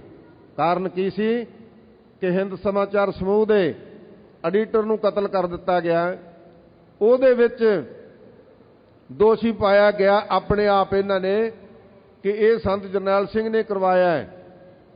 ਦੇਖੋ ਭਾਰਤ ਦਾ ਕਾਨੂੰਨ, ਸੰਤ ਜਰਨੈਲ ਸਿੰਘ ਜੀ ਨੂੰ ਕੋਈ ਵਾਰੰਟ ਨਹੀਂ ਦਿੱਤੇ ਗਏ, ਕੋਈ ਉਹਨਾਂ ਨੂੰ ਨੋਟਿਸ ਨਹੀਂ ਦਿੱਤਾ ਗਿਆ ਕਿ ਤੁਹਾਨੂੰ ਗ੍ਰਿਫਤਾਰ ਕਰਨਾ ਹੈ। 500 ਬੰਦਾ ਪੁਲਿਸ ਦਾ, 12 ਜ਼ਿਲ੍ਹਿਆਂ ਦੇ ਐਸਐਸਪੀ, 2 ਡੀਆਈਜੀ ਚੰਦੋ ਕਲਾਂ ਪਹੁੰਚ ਗਏ। ਸੰਤ ਮਹਾਂਪੁਰਖ ਇੱਕ ਰਾਤ ਉੱਥੋਂ ਪਹਿਲਾਂ ਵਾਪਸ ਮਹਿਤੇ ਆ ਗਏ। ਇਸ ਗੁੱਸੇ ਦੇ ਵਿੱਚ ਸਾਰੇ ਪਿੰਡ ਦੀ ਤਲਾਸ਼ੀ ਲਈ, ਪਿੰਡ ਨੂੰ ਲੁੱਟਿਆ, ਬੇਪਤੀ ਬੀਬੀਆਂ ਦੀ ਕੀਤੀ, ਜਥੇ ਦੀਆਂ ਸੰਗਤ ਦੀਆਂ ਬੱਸਾਂ ਸਾੜ ਦਿੱਤੀਆਂ ਗਈਆਂ, ਜਿਹਦੇ ਵਿੱਚ ਧਾਰਮਿਕ ਲਿਟਰੇਚਰ, ਪੋਥੀਆਂ, ਗੁਟਕੇ ਸਨ। ਉਹਨਾਂ ਦਾ ਕੀ ਕਸੂਰ ਸੀ ਭਾਈ, ਕਾਹਦਾ ਗੁੱਸਾ ਸੀ? 16 ਤਰੀਕ ਨੂੰ 9ਵੇਂ ਮਹੀਨੇ ਦੀ 16 ਤਰੀਕ 81 ਸਨ ਨੂੰ ਸੰਤਾਂ ਨੂੰ ਵਾਰੰਟ ਦਿੱਤੇ ਗਏ। ਸੰਤਾਂ ਨੇ ਪੁੱਛਿਆ ਵੀ ਮੈਨੂੰ ਵਾਰੰਟ ਦੇਣ ਤੋਂ ਪਹਿਲਾਂ ਹੀ ਪੰਥ ਦੀ ਸੰਪਤੀ ਸਾੜ ਦਿੱਤੀ, ਪਿੰਡ ਨੂੰ ਬੇਪਤ ਕੀਤਾ, ਸਿੰਘਾਂ ਤੇ ਕੁੱਟਮਾਰ ਕੀਤੀ, ਇਹਦਾ ਕੀ ਕਾਰਨ ਹੈ? ਰੋ ਵਿਚਾਰ ਕਿਹਨੇ ਕਾਰਨ ਦੱਸਣਾ ਸੀ ਭਾਈ? ਉੱਥੇ ਐਲਾਨ ਕਰ ਦਿੱਤਾ ਸੰਤਾਂ ਨੇ, ਕੋਈ ਗੱਲ ਨਹੀਂ, ਮੈਂ 20 ਤਰੀਕ ਨੂੰ ਗ੍ਰਿਫਤਾਰੀ ਦੇ ਕੇ ਆਪਣੇ ਆਪ ਨੂੰ ਕਾਨੂੰਨ ਦੇ ਹਵਾਲੇ ਕਰ ਦਾਂਗਾ, ਜੋ ਤੁਸੀਂ ਆਪਣਾ ਇਨਸਾਫ ਕਰਨਾ ਕਰ ਲੈਣਾ। 20 ਤਰੀਕ ਨੂੰ ਸੰਤਾਂ ਨੇ ਗ੍ਰਿਫਤਾਰੀ ਦਿੱਤੀ। 2 ਦਿਨ ਭਾਰੀ ਪੁੱਛ ਪੜਤਾਲ ਕੀਤੀ। ਸੰਤ ਗ੍ਰਿਫਤਾਰੀ ਤੋਂ ਬਾਅਦ ਹਲੇ ਰਈਏ ਹੀ ਪਹੁੰਚੇ ਸਨ। ਉੱਥੋਂ ਤੱਕ ਉਹਨਾਂ ਨੂੰ ਖਬਰਾਂ ਮਿਲ ਗਈਆਂ ਕਿ 20 ਨਿਹੱਥੇ ਸਿੰਘ ਮਹਿਤੇ ਵਿਖੇ ਗੋਲੀਆਂ ਨਾਲ ਉਡਾ ਦਿੱਤੇ ਗਏ। ਸੰਤਾਂ ਨੂੰ ਗ੍ਰਿਫਤਾਰ ਕਰਕੇ ਲੁਧਿਆਣੇ ਨੇੜੇ ਲੈ ਗਏ। ਉੱਥੇ 2 ਦਿਨ ਰੱਖਿਆ, ਬਹੁਤ ਸਾਰੇ ਪ੍ਰਸ਼ਨ ਕੀਤੇ, ਪੁੱਛ ਪੜਤਾਲ ਕੀਤੀ। ਉਸ ਤੋਂ ਬਾਅਦ ਫਿਰੋਜ਼ਪੁਰ ਦੀ ਜੇਲ੍ਹ ਵਿੱਚ ਭੇਜ ਦਿੱਤਾ। ਤਰ੍ਹਾਂ ਦੀਆਂ ਪੁੱਛ ਪੜਤਾਲਾਂ ਚੱਲਦੀਆਂ ਰਹੀਆਂ। 25 ਦਿਨ ਉਹਨਾਂ ਨੂੰ ਜੇਲ੍ਹ ਵਿੱਚ ਰੱਖਿਆ। ਸੰਗਤ ਦੇ ਵਿੱਚ ਇੰਨਾ ਰੋਹ ਪੈਦਾ ਹੋਇਆ, ਦਿਨੋਂ ਦਿਨ ਸੰਗਤ ਦਾ ਇਕੱਠ ਫਿਰੋਜ਼ਪੁਰ ਦੀ ਜੇਲ੍ਹ ਦੇ ਦੁਆਲੇ ਵਧਣ ਲੱਗਾ। ਹਾਲਾਤ ਦੀ ਨਜਾਕਤ ਨੂੰ ਸਮਝਦਿਆਂ ਹੋਇਆਂ 25 ਦਿਨਾਂ ਬਾਅਦ ਸੰਤਾਂ ਨੂੰ ਬਾਇਜ਼ਤ ਬਰੀ ਕਰ ਦਿੱਤਾ। ਫਿਰ ਸੰਤਾਂ ਨੇ ਆਪਣਾ ਪ੍ਰਚਾਰ ਦੌਰਾ ਆਰੰਭਿਆ। ਇਸੇ ਦੌਰੇ ਤਹਿਤ ਜਦੋਂ ਸੰਤ ਬੰਬੇ ਗਏ, ਬੰਬੇ ਵਿਖੇ ਫਿਰ ਸੰਤਾਂ ਨੂੰ ਗ੍ਰਿਫਤਾਰ ਕਰਕੇ ਜਾਂ ਖਤਮ ਕਰਨ ਵਾਸਤੇ ਸਾਜ਼ਿਸ਼ਾਂ ਘੜੀਆਂ। ਮਹਾਂਪੁਰਖ ਉੱਥੋਂ ਫਿਰ ਮਹਿਤੇ ਆ ਗਏ। ਆਉਂਦਿਆਂ ਹੀ ਫਿਰ ਇਹਨਾਂ ਨੇ ਸਾਜ਼ਿਸ਼ਾਂ ਛੱਡੀਆਂ ਨਹੀਂ। ਮਹਾਂਪੁਰਖਾਂ ਨੂੰ ਥੋੜਾ ਜਿਹਾ ਬੁਖਾਰ ਸੀ, ਮਹਿਤੇ ਸੀ। ਬਾਬਾ ਉੱਤਮ ਸਿੰਘ ਜੀ ਖਡੂਰ ਸਾਹਿਬ ਵਾਲੇ ਪਤਾ ਕਰਨ ਵਾਲੇ ਵਾਸਤੇ ਆਏ, ਹਾਲ ਚਾਲ ਪੁੱਛਣ ਲਈ ਆਏ। ਸ਼ਾਮਾਂ ਪੈ ਗਈਆਂ, ਉਹਨਾਂ ਦੀ ਗੱਡੀ ਕਿਤੇ ਸ਼ਹਿਰ ਗਈ, ਦੇਰ ਹੋ ਗਈ। ਜਥੇ ਦੇ 4-5 ਸਿੰਘ ਭੇਜੇ ਮਹਾਂਪੁਰਖਾਂ ਨੇ ਕਿ ਜਾਓ ਬਾਬਾ ਜੀ ਨੂੰ ਖਡੂਰ ਸਾਹਿਬ ਛੱਡ ਕੇ ਆਓ। ਖਡੂਰ ਸਾਹਿਬ ਛੱਡ ਕੇ ਆਉਂਦਿਆਂ ਨੂੰ ਵਾਪਸ ਰਈਏ ਵਿਖੇ ਉਹਨਾਂ ਸਿੰਘਾਂ ਨੂੰ ਗ੍ਰਿਫਤਾਰ ਕਰ ਲਿਆ, ਜੀਪ ਫੜ ਕੇ ਥਾਣੇ 'ਚ ਬੰਦ ਕਰ ਦਿੱਤੀ। ਜਦੋਂ ਮਹਾਂਪੁਰਖਾਂ ਨੂੰ ਪਤਾ ਲੱਗਾ, ਅਗਲੇ ਦਿਨ ਆਲ ਇੰਡੀਆ ਸਿੱਖ ਸਟੂਡੈਂਟ ਫੈਡਰੇਸ਼ਨ ਦੇ ਪ੍ਰਧਾਨ ਭਾਈ ਅਮਰੀਕ ਸਿੰਘ, ਬਾਬਾ ਥਾਰਾ ਸਿੰਘ, ਉਹਨਾਂ ਨੂੰ ਅੰਮ੍ਰਿਤਸਰ ਸਾਹਿਬ ਵਿਖੇ ਭੇਜਿਆ ਕਿ ਜਾਓ ਅੱਜ ਉਹਨਾਂ ਨੂੰ ਪੇਸ਼ ਕਰਨਾ ਹੈ, ਪਤਾ ਕਰੋ ਕੀ ਗੱਲ ਹੈ। ਜਦੋਂ ਪਤਾ ਕਰਨ ਆਏ ਤਾਂ ਇੱਥੇ ਆ ਕੇ ਪਤਾ ਲੱਗਾ ਭਾਈ ਅਮਰੀਕ ਸਿੰਘ ਜੀ ਨੂੰ ਕਿ ਪੰਜਾਬ ਦਾ ਗਵਰਨਰ ਇੱਥੇ ਪਹੁੰਚਿਆ ਹੋਇਆ ਹੈ। ਚੰਨਾ ਰੈਡੀ ਗਵਰਨਰ ਸੀ ਉਦੋਂ। ਗਵਰਨਰ ਨੂੰ ਮਿਲੇ ਕਿ ਸਾਡੇ ਬੇਦੋਸ਼ੀ ਸਿੰਘ ਫੜੇ ਹੋਏ ਆ, ਤੁਸੀਂ ਕੋਈ ਉਪਾਅ ਕਰੋ, ਉਪਰਾਲਾ ਕਰੋ, ਐਸੀਆਂ ਵਧੀਕੀਆਂ ਨਹੀਂ ਹੋਣੀਆਂ ਚਾਹੀਦੀਆਂ। ਉਹਨੇ ਸਾਰੀ ਗੱਲਬਾਤ ਸੁਣਨ ਤੋਂ ਬਾਅਦ ਇੱਥੋਂ ਦੇ ਡੀਸੀ ਨੂੰ ਇਹ ਆਰਡਰ ਕਰ ਦਿੱਤਾ ਕਿ ਇਹਨਾਂ ਨੂੰ ਵੀ ਦੋਵਾਂ ਨੂੰ ਗ੍ਰਿਫਤਾਰ ਕਰ ਲਓ। ਬਾਬਾ ਥਾਰਾ ਸਿੰਘ, ਭਾਈ ਅਮਰੀਕ ਸਿੰਘ ਵੀ ਗ੍ਰਿਫਤਾਰ ਕਰ ਲਏ। ਉਸੇ ਹਾਲਾਤ ਵਿੱਚ ਸੰਤ ਭਾਵੇਂ ਢਿੱਲੇ ਸਨ ਸਰੀਰ ਤੌਰ ਤੇ, ਸੀਮਤ ਜੇ ਸਿੰਘਾਂ ਨਾਲ ਰਹਿ ਕਰਕੇ ਮਹਾਂਪੁਰਖ ਅੰਮ੍ਰਿਤਸਰ ਸਾਹਿਬ ਵਿਖੇ ਪਹੁੰਚੇ। 19 ਜੁਲਾਈ ਨੂੰ ਮਹਾਂਪੁਰਖਾਂ ਨੇ ਇੱਥੋਂ ਮੋਰਚਾ ਲਾ ਦਿੱਤਾ ਕਿ ਜੇ ਇਸ ਤਰ੍ਹਾਂ ਹੀ ਸਾਡੇ ਨਾਲ ਵਧੀਕੀਆਂ ਹੋਣੀਆਂ, ਜਦੋਂ ਤੱਕ ਇਹ ਜ਼ੁਲਮ ਬੰਦ ਨਹੀਂ ਹੁੰਦਾ, ਭਾਈ ਅਮਰੀਕ ਸਿੰਘ ਬਾਬਾ ਥਾਰਾ ਸਿੰਘ ਨੂੰ ਬਾਜ਼ਤ ਬਰੀ ਨਹੀਂ ਕਰਦੇ, ਸਾਡਾ ਰੋਜ਼ ਦੀ ਰੋਜ਼ 51 ਸਿੰਘਾਂ ਦਾ ਜੱਥਾ ਗ੍ਰਿਫਤਾਰੀ ਦੇਗਾ। ਇਹ ਨਿਰੰਤਰ ਚਾਲੂ ਜਾਰੀ ਰਿਹਾ। ਮੈਂ ਬੇਨਤੀਆਂ ਤਾਂ ਕਰ ਰਿਹਾ ਕਿ ਧਰਮ ਯੁੱਧ ਮੋਰਚੇ ਨੂੰ ਸਮਝੋ ਗੱਲ ਕੀ ਸੀ। ਉਧਰ ਸ਼੍ਰੋਮਣੀ ਅਕਾਲੀ ਦਲ ਦਾ ਮੋਰਚਾ ਚੱਲ ਰਿਹਾ ਸੀ ਕਪੂਰੀ ਪਿੰਡ ਵਿਖੇ। ਅੱਜ ਜਿਹੜੀਆਂ ਨਹਿਰਾਂ ਦਾ ਹੁਣ ਰੌਲਾ ਚੱਲਦਾ ਨਾ, ਉਦੋਂ ਵੀ ਚੱਲਦਾ ਸੀ ਨਹਿਰ ਨੂੰ ਰੋਕਣ ਵਾਸਤੇ। ਤਾਂ ਉਹਨਾਂ ਨੇ ਸਲਾਹ ਕੀਤੀ ਕਿ ਇਹ ਮੋਰਚਾ ਇਕੱਠਾ ਹੀ ਕਰ ਲਿਆ ਜਾਵੇ, ਪਿੰਡਰਾਂ ਵਾਲੇ ਸੰਤਾਂ ਨਾਲ ਮਿਲ ਕੇ ਅਕਾਲੀ ਦਲ ਇਕੱਠਾ ਸਾਂਝਾ ਮੋਰਚਾ ਲਾ ਲਵੇ। ਸਾਂਝੇ ਮੋਰਚੇ ਵਾਸਤੇ ਇੱਕ ਦੂਜੇ ਦੇ ਨਾਲ ਰਾਏ ਮਸ਼ਵਰੇ ਗੁਰਮਤੇ ਹੋਏ। ਸਾਂਝੇ ਮੋਰਚੇ ਦੀ ਰੂਪ ਰੇਖਾ ਤਿਆਰ ਕੀਤੀ ਗਈ। ਆਨੰਦਪੁਰ ਦਾ ਮਤਾ ਆਧਾਰ ਮੰਨਿਆ ਗਿਆ ਅਤੇ 4 ਅਗਸਤ ਨੂੰ ਇਹ ਸਾਂਝੇ ਮੋਰਚੇ ਦੇ ਰੂਪ ਵਿੱਚ ਧਰਮ ਯੁੱਧ ਮੋਰਚੇ ਵਿੱਚ ਬਦਲ ਗਿਆ। ਤੇ ਇਹ ਦੁਨੀਆ ਦੇ ਵਿੱਚ ਇੱਕ ਅਜਿਹਾ ਮੋਰਚਾ ਸੀ ਜਿਸ ਨੂੰ ਇੱਕ ਡੈਮੋਕ੍ਰੇਸੀ ਦਾ ਬਹੁਤ ਵੱਡਾ ਤਰੀਕਾ ਕਿਹਾ ਜਾ ਸਕਦਾ ਹੈ। ਰੋਜ਼ ਦੀ ਰੋਜ਼ ਇੱਥੋਂ ਜਥੇ ਗ੍ਰਿਫਤਾਰ ਹੁੰਦੇ ਤੇ ਜੋ ਸਾਡੀਆਂ ਹੱਕੀ ਮੰਗਾਂ ਸਨ, ਸਾਡਾ ਸਿੱਖਾਂ ਦਾ ਹੱਕ ਬਣਦਾ ਸੀ, ਉਹਦੇ ਬਾਰੇ ਜੋ ਚਾਰਟ ਤਿਆਰ ਕੀਤਾ ਗਿਆ, ਉਹ ਪ੍ਰੈਸ ਰਾਹੀਂ ਵੀ, ਉਹ ਲਿਖਤਾਂ ਰਾਹੀਂ ਵੀ, ਉਹ ਮੈਮੋਰੈਂਡਮ ਦੇ ਰਾਹੀਂ ਵੀ ਡੀਸੀ ਨੂੰ ਦਿੱਤਾ ਜਾਂਦਾ, ਗਵਰਨਰ ਨੂੰ ਭੇਜਿਆ ਜਾਂਦਾ। ਇਹ ਮੋਰਚਾ ਚੱਲਦਾ ਰਿਹਾ। ਜਦੋਂ ਦੇਖਿਆ ਕਿ ਦੁਨੀਆ ਦੇ ਕੋਨੇ-ਕੋਨੇ ਵਿੱਚ ਬੈਠੇ ਗੁਰਸਿੱਖਾਂ ਦਾ ਧਿਆਨ ਇਸ ਮੋਰਚੇ ਵੱਲ ਖਿੱਚਿਆ ਜਾ ਰਿਹਾ ਹੈ ਤੇ ਡੈਮੋਕ੍ਰੇਸੀ 'ਚ ਵਿਸ਼ਵਾਸ ਰੱਖਣ ਵਾਲੀਆਂ ਵਿਦੇਸ਼ੀ ਹਕੂਮਤਾਂ ਵੀ ਇਸ ਵੱਲ ਨਿਗਾਹ ਰੱਖਣ ਲੱਗ ਪਈਆਂ ਕਿ ਸਿੱਖਾਂ ਦੇ ਇਹ ਹੱਕ ਹਨ, ਉਹਨਾਂ ਨੂੰ ਕਿਉਂ ਨਹੀਂ ਦਿੱਤੇ ਜਾ ਰਹੇ। ਕਿਉਂਕਿ ਭਾਰਤ ਦੀ ਆਜ਼ਾਦੀ ਵੇਲੇ ਇਹ ਸਿੱਖਾਂ ਨਾਲ ਵਾਅਦੇ ਕੀਤੇ ਗਏ ਸੀ ਕਿ ਉੱਤਰੀ ਭਾਰਤ ਵਿੱਚ ਤੁਹਾਨੂੰ ਇਹੋ ਜਿਹਾ ਖਿੱਤਾ ਦੇਵਾਂਗੇ ਜਿੱਥੇ ਤੁਸੀਂ ਖੁੱਲੇ ਰੂਪ ਵਿੱਚ ਆਜ਼ਾਦੀ ਦਾ ਨਿੱਘ ਮਾਣ ਸਕੋਗੇ। ਉਹਦੇ ਤਹਿਤ ਹੀ ਅਨੰਦਪੁਰ ਦਾ ਮਤਾ ਬਣਿਆ ਸੀ ਨਾ, ਉਦੋਂ ਬਾਅਦ ਤੇ ਕੁਝ ਨਹੀਂ ਸੀ। ਪਰ ਜਦੋਂ ਇੰਨੀ ਆਵਾਜ਼ ਬੁਲੰਦ ਹੁੰਦੀ ਦੇਖੀ, ਚਾਹੀਦਾ ਤਾਂ ਸੀ ਕਿ ਸਿੱਖੋ ਤੁਸੀਂ ਉਹ ਕੌਮ ਹੋ ਜੇ ਇਸ ਦੇਸ਼ ਦੀ ਆਜ਼ਾਦੀ ਵਾਸਤੇ ਫਾਂਸੀਆਂ ਹੋਈਆਂ ਤੇ ਤੁਸੀਂ 80% ਤੋਂ ਵੱਧ ਫਾਂਸੀਆਂ ਝੂਟੀਆਂ। ਜੇ ਇੱਥੇ ਭੂਗੋਲਿਕ ਸਥਿਤੀ ਦੇ ਵਿੱਚ ਨੁਕਸਾਨ ਹੋਇਆ ਤੇ ਤੁਹਾਡੇ ਪੰਜਾਬ ਦੀ ਹਿੱਕ ਚੀਰ ਕੇ ਪਾਕਿਸਤਾਨ ਹਿੰਦੁਸਤਾਨ ਬਣਿਆ। ਦੂਜਾ ਨੁਕਸਾਨ ਬੰਗਾਲ ਦਾ ਹੋਇਆ, ਬੰਗਾਲ ਵੀ ਅੱਧੋ ਅੱਧ ਵੰਡਿਆ ਗਿਆ। ਸਾਡੇ ਗੁਰਧਾਮ, ਸਾਡੀਆਂ ਜਾਨਾਂ ਤੋਂ ਪਿਆਰੇ ਗੁਰਸਿੱਖੀ ਦੇ ਇਤਿਹਾਸਕ ਸਥਾਨ ਹੱਦ ਤੋਂ ਦੂਜੇ ਬੰਨੇ ਰਹਿ ਗਏ। ਜ਼ਮੀਨ ਜਾਇਦਾਦਾਂ ਰਹਿ ਗਈਆਂ, ਇੱਜ਼ਤਾਂ ਲੁੱਟੀਆਂ ਗਈਆਂ। ਇਹਦੇ ਬਾਵਜੂਦ ਸਿੱਖਾਂ ਨੇ ਆ ਕੇ ਭਾਰਤ ਵਿੱਚ ਰਹਿਣਾ ਕਬੂਲ ਕਰ ਲਿਆ। ਪਰ ਕੀ ਸਾਨੂੰ ਦੇਸ਼ ਦੀ ਬਣਤਰ ਦੇ ਮੁਤਾਬਕ ਜੋ ਦੂਸਰੀਆਂ ਸਟੇਟਾਂ ਵਿੱਚ ਹੋ ਰਿਹਾ ਸੀ, ਭਾਰਤ ਦੀਆਂ ਸਟੇਟਾਂ ਬਣੀਆਂ ਪਰ ਪੰਜਾਬ ਸਟੇਟ ਨਾ ਬਣੀ। ਸਾਨੂੰ ਇਹਦੇ ਵਾਸਤੇ ਵੀ ਮੋਰਚਾ। ਅੱਜ ਤੱਕ ਵੀ ਤੁਹਾਡੇ ਕੋਲੇ ਨਾ ਰਾਜਧਾਨੀ ਹੈ, ਨਾ ਹਾਈ ਕੋਰਟ ਹੈ, ਨਾ ਪੰਜਾਬ ਦੇ ਕੁਦਰਤੀ ਸਰੋਤ ਤੁਹਾਡੇ ਸੁਰੱਖਿਅਤ ਨੇ, ਉਹਨਾਂ ਤੇ ਡਾਕਾ ਪੈ ਚੁੱਕਾ, ਰਹਿੰਦੇ ਖੁੰਦੇ ਖੋਏ ਜਾ ਰਹੇ ਨੇ। ਹੋਰ ਅਨੰਦਪੁਰ ਦਾ ਮਤਾ ਕੀ ਸੀ ਭਾਈ? ਇਹੀ ਸੀ ਨਾ ਇਹ ਸਰੋਤ ਸਾਡੇ ਆ, ਸਾਡੇ ਕੋਲ ਰਹਿਣ ਦਿਓ। ਜਦੋਂ ਦੇਖਿਆ ਕਿ ਇਹ ਤੇ ਸਭ ਇਕੱਠੇ ਹੋ ਕੇ ਦੁਨੀਆ ਵਿੱਚ ਵੱਜਦੇ ਸਿੱਖ ਆਪੋ ਆਪਣੇ ਥਾਵਾਂ ਤੇ ਬੈਠੇ ਵੀ ਇਸ ਆਵਾਜ਼ ਨੂੰ ਬੁਲੰਦ ਕਰਨ ਲੱਗੇ ਨੇ, ਫਿਰ ਝੂਠ ਦਾ ਸਹਾਰਾ ਲੈ ਕੇ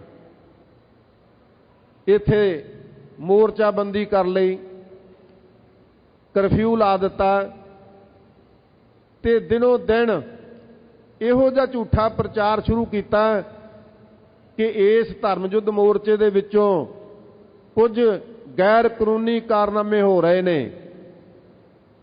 ਪਰ ਸਾਧ ਸੰਗਤ ਜੀ, ਉਹਨਾਂ ਗੈਰ ਕਾਨੂੰਨੀ ਕਾਰਨਾਮਿਆਂ ਦਾ ਇੱਕ ਵੀ ਕੋਈ FIR ਦਰਜ ਹੋਈ, ਕੋਈ ਕੇਸ ਦਰਜ ਹੋਇਆ? ਫਿਰ ਇੱਕ ਸਿੱਖਾਂ ਦੀ ਚੁਣੀ ਹੋਈ ਸੰਸਥਾ ਹੈ ਸ਼੍ਰੋਮਣੀ ਗੁਰਦੁਆਰਾ ਪ੍ਰਬੰਧਕ ਕਮੇਟੀ, ਇਸ ਦੇ ਪ੍ਰਧਾਨ ਨੂੰ ਸੂਚਿਤ ਕੀਤਾ ਗਿਆ ਕਿ ਪ੍ਰਧਾਨ ਸ਼੍ਰੋਮਣੀ ਕਮੇਟੀ ਸਾਹਿਬ, ਤੁਹਾਡੇ ਪ੍ਰਬੰਧ ਥੱਲੇ ਜੋ ਗੁਰਦੁਆਰਿਆਂ ਦਾ ਨਿਜ਼ਾਮ ਹੈ ਉਹਦੇ ਵਿੱਚ ਆਹ ਕੁਝ ਗਲਤ ਹੋ ਰਿਹਾ। ਕੋਈ ਇੱਕ ਵੀ ਨੋਟਿਸ ਆਇਆ? ਨਹੀਂ ਆਇਆ। ਪਰ ਨਹੀਂ, ਇਹ ਤੋਂ ਤਾਂ ਪਹਿਲਾਂ ਹੀ ਪੰਜਾਬ ਤੋਂ ਦੂਰ ਦਰੜੀਆਂ ਸਟੇਟਾਂ ਦੇ ਵਿੱਚ ਇੱਕ ਬਨੌਟੀ ਹਰਿਮੰਦਰ ਸਾਹਿਬ ਬਣਾ ਕੇ ਭਾਰਤ ਦੀਆਂ ਫੌਜਾਂ ਨੂੰ ਸਿਖਲਾਈ ਦਿੱਤੀ ਜਾਣ ਲੱਗੀ ਕਿ ਤੁਸੀਂ ਹਮਲਾ ਕਿਉਂ ਕਰਨਾ, ਕਿਵੇਂ ਕਰਨਾ, ਕਿਉਂ ਭਾਈ, ਕਾਹਦੇ ਲਈ ਹਮਲਾ ਕਰਨਾ। ਸਾਡੀਆਂ ਹੱਕੀ ਮੰਗਾਂ ਨੇ ਇੱਥੋਂ ਦੇ ਅਕਾਲੀ ਦਲ ਨਾਲ, ਸ਼੍ਰੋਮਣੀ ਗੁਰਦੁਆਰਾ ਪ੍ਰਬੰਧਕ ਕਮੇਟੀ ਨਾਲ, ਸੰਤ ਬਾਬਾ ਜਰਨੈਲ ਸਿੰਘ ਜੀ ਖਾਲਸਾ ਨਾਲ ਬੈਠ ਕੇ ਗੱਲ ਕਰੋ ਬਈ ਤੁਸੀਂ ਕੀ ਚਾਹੁੰਦੇ ਹੋ। ਨਹੀਂ, ਇਸ ਦੇ ਉਲਟ ਸਾਧ ਸੰਗਤ ਜੀ, ਜੋ ਕੁਝ ਵਾਪਰਿਆ ਉਹ ਆਪਣੀਆਂ ਅੱਖਾਂ ਦੇ ਸਾਹਮਣੇ ਵਾਪਰਿਆ ਕਿ ਸਾਨੂੰ ਬਿਨਾਂ ਕੋਈ ਨੋਟਿਸ ਦਿੱਤਿਆਂ, ਬਿਨਾਂ ਕੋਈ ਚੇਤਾਵਨੀ ਦਿੱਤਿਆਂ ਸਾਰੇ ਪੰਜਾਬ ਦੇ ਵਿੱਚ ਇਹੋ ਜਿਹੇ ਹਾਲਾਤ ਪੈਦਾ ਕਰ ਦਿੱਤੇ ਕਿ 1 ਜੂਨ ਨੂੰ ਸਮੁੱਚੇ ਪੰਜਾਬ ਦੀ ਘੇਰਾਬੰਦੀ ਕਰ ਲਈ ਗਈ। 2 ਜੂਨ ਨੂੰ 32 ਘੰਟਿਆਂ ਦਾ ਕਰਫਿਊ ਲਾ ਦਿੱਤਾ ਗਿਆ। 3 ਜੂਨ ਨੂੰ ਧੰਨ ਗੁਰੂ ਅਰਜਨ ਸਾਹਿਬ ਸੱਚੇ ਪਾਤਸ਼ਾਹ ਦਾ ਸ਼ਹੀਦੀ ਪੁਰਬ ਸੀਗਾ ਤੇ ਹਰਿਮੰਦਰ ਦੇ ਦਿਵਾਲੇ, ਇਸ ਕੰਪਲੈਕਸ ਦੇ ਦਿਵਾਲੇ ਬਹੁਤ ਭਾਰੀ ਜਮਘਟਾ ਇਕੱਠਾ ਕਰ ਦਿੱਤਾ ਗਿਆ ਭਾਰਤੀ ਫੌਜਾਂ ਦਾ। ਤੇ ਇਸ ਦੀਆਂ ਖਬਰਾਂ ਜਦੋਂ ਸੰਤ ਬਾਬਾ ਜਰਨੈਲ ਸਿੰਘ ਖਾਲਸਾ ਨੂੰ ਪਲ ਪਲ ਦੀਆਂ ਖਬਰਾਂ ਮਿਲਦੀਆਂ ਸਨ, ਕੋਈ ਅਣਜਾਣ ਨਹੀਂ ਸਨ। ਕੁਝ ਮੇਰੇ ਵੀਰ, ਕੁਝ ਲਿਖਾਰੀ ਲਿਖਦੇ ਨੇ ਕਿ ਉਹ ਪਹਿਲਾਂ ਜਜ਼ਬਾਤੀ ਗੱਲਾਂ ਕਰਦੇ ਰਹੇ, ਉਹਨਾਂ ਨੂੰ ਪਤਾ ਨਹੀਂ ਸੀ। ਨਹੀਂ ਭਾਈ, ਉਹਨਾਂ ਨੂੰ ਪਤਾ ਸੀ। ਇਹ ਨਹੀਂ ਸੀ ਕਿ ਉਹਨਾਂ ਨੂੰ ਪਤਾ ਨਹੀਂ ਸੀ।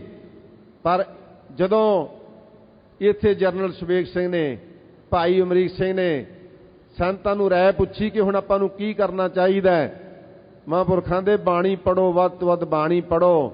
ਜਾਮ ਗੁਰੂ ਹੋਏ ਬਲ, ਲੱਖ ਬਾਹੇ ਕਿਆ ਕੀਜੈ, ਕੁਝ ਨਹੀਂ ਹੋ ਸਕਦਾ, ਤੁਸੀਂ ਚਿੰਤਾ ਨਾ ਕਰੋ। ਇਹ ਸਵੇਰ ਦੀਆਂ ਗੱਲਾਂ ਨੇ। ਸ਼ਾਮ ਨੂੰ ਇੱਕ ਮੀਟਿੰਗ ਹੋਈ ਅਕਾਲ ਤਖਤ ਸਾਹਿਬ ਦੇ ਉੱਪਰ। ਉੱਥੇ ਫਰਾਖ ਦਿਲੀ ਦੇ ਨਾਲ ਮਹਾਂਪੁਰਖਾਂ ਨੇ ਇਹ ਬਚਨ ਕਹੇ ਕਿ ਗੁਰੂ ਕੇ ਸਿੱਖੋ, ਜੇ ਕੋਈ ਸਿੱਖ ਆਪਣੀ ਮਰਜ਼ੀ ਦੇ ਨਾਲ ਇੱਥੋਂ ਜਾਣਾ ਚਾਹੁੰਦਾ ਚਲੇ ਜਾ ਸਕਦਾ ਹੈ। ਵਿਸ਼ੇਸ਼ ਤੌਰ ਤੇ ਭਾਈ ਅਮਰੀਕ ਸਿੰਘ ਨੂੰ ਕਿਹਾ ਕਿ ਤੂੰ ਨੌਜਵਾਨ ਹੈ, ਸਮਝਦਾਰ ਹੈ, ਪੜ੍ਹਿਆ ਲਿਖਿਆ ਹੈ, ਉਹ ਬਹੁਤ ਵੱਡੀ ਜਥੇਬੰਦੀ ਦੀ ਅਗਵਾਈ ਕਰ ਰਿਹਾ ਹੈ, ਮੈਂ ਚਾਹੁੰਦਾ ਤੂੰ ਵੀ ਚਲੇ ਜਾ। ਪਰ ਭਾਈ ਅਮਰੀਕ ਸਿੰਘ ਜਿਹਦੀਆਂ ਰਗਾਂ ਦੇ ਵਿੱਚ ਉਸ ਮਰਦ ਦਾ ਖੂਨ ਸੀ ਜਿਹੜਾ ਸਾਰੀ ਉਮਰ ਇਸ ਵੇਲੇ ਗਾਉਂਦਾ ਰਿਹਾ, ਉਹੀ ਭਾਈ ਅਮਰੀਕ ਸਿੰਘ ਨੇ ਗੱਜ ਕੇ ਪੜ੍ਹਿਆ, ਸਿਰ ਜਾਵੇ ਤਾਂ ਜਾਵੇ, ਮੇਰਾ ਸਿੱਖੀ ਸਿਦਕ ਨਾ ਜਾਵੇ। ਫਿਰ ਸੰਤ ਬਾਬਾ ਜਰਨੈਲ ਸਿੰਘ ਜੀ ਨੂੰ ਸੰਬੋਧਨ ਹੋ ਕੇ ਕਿਹਾ ਕਿ ਮਹਾਂਪੁਰਖੋ, ਤੁਹਾਨੂੰ ਛੱਡ ਕੇ ਇੱਕ ਕਦਮ ਵੀ ਮੈਂ ਪਾਸੇ ਨਹੀਂ ਜਾ ਸਕਦਾ। ਇਹ ਬਚਨ ਮੈਨੂੰ ਮੁੜ ਕੇ ਨਾ ਕਿਹਾ ਜੇ।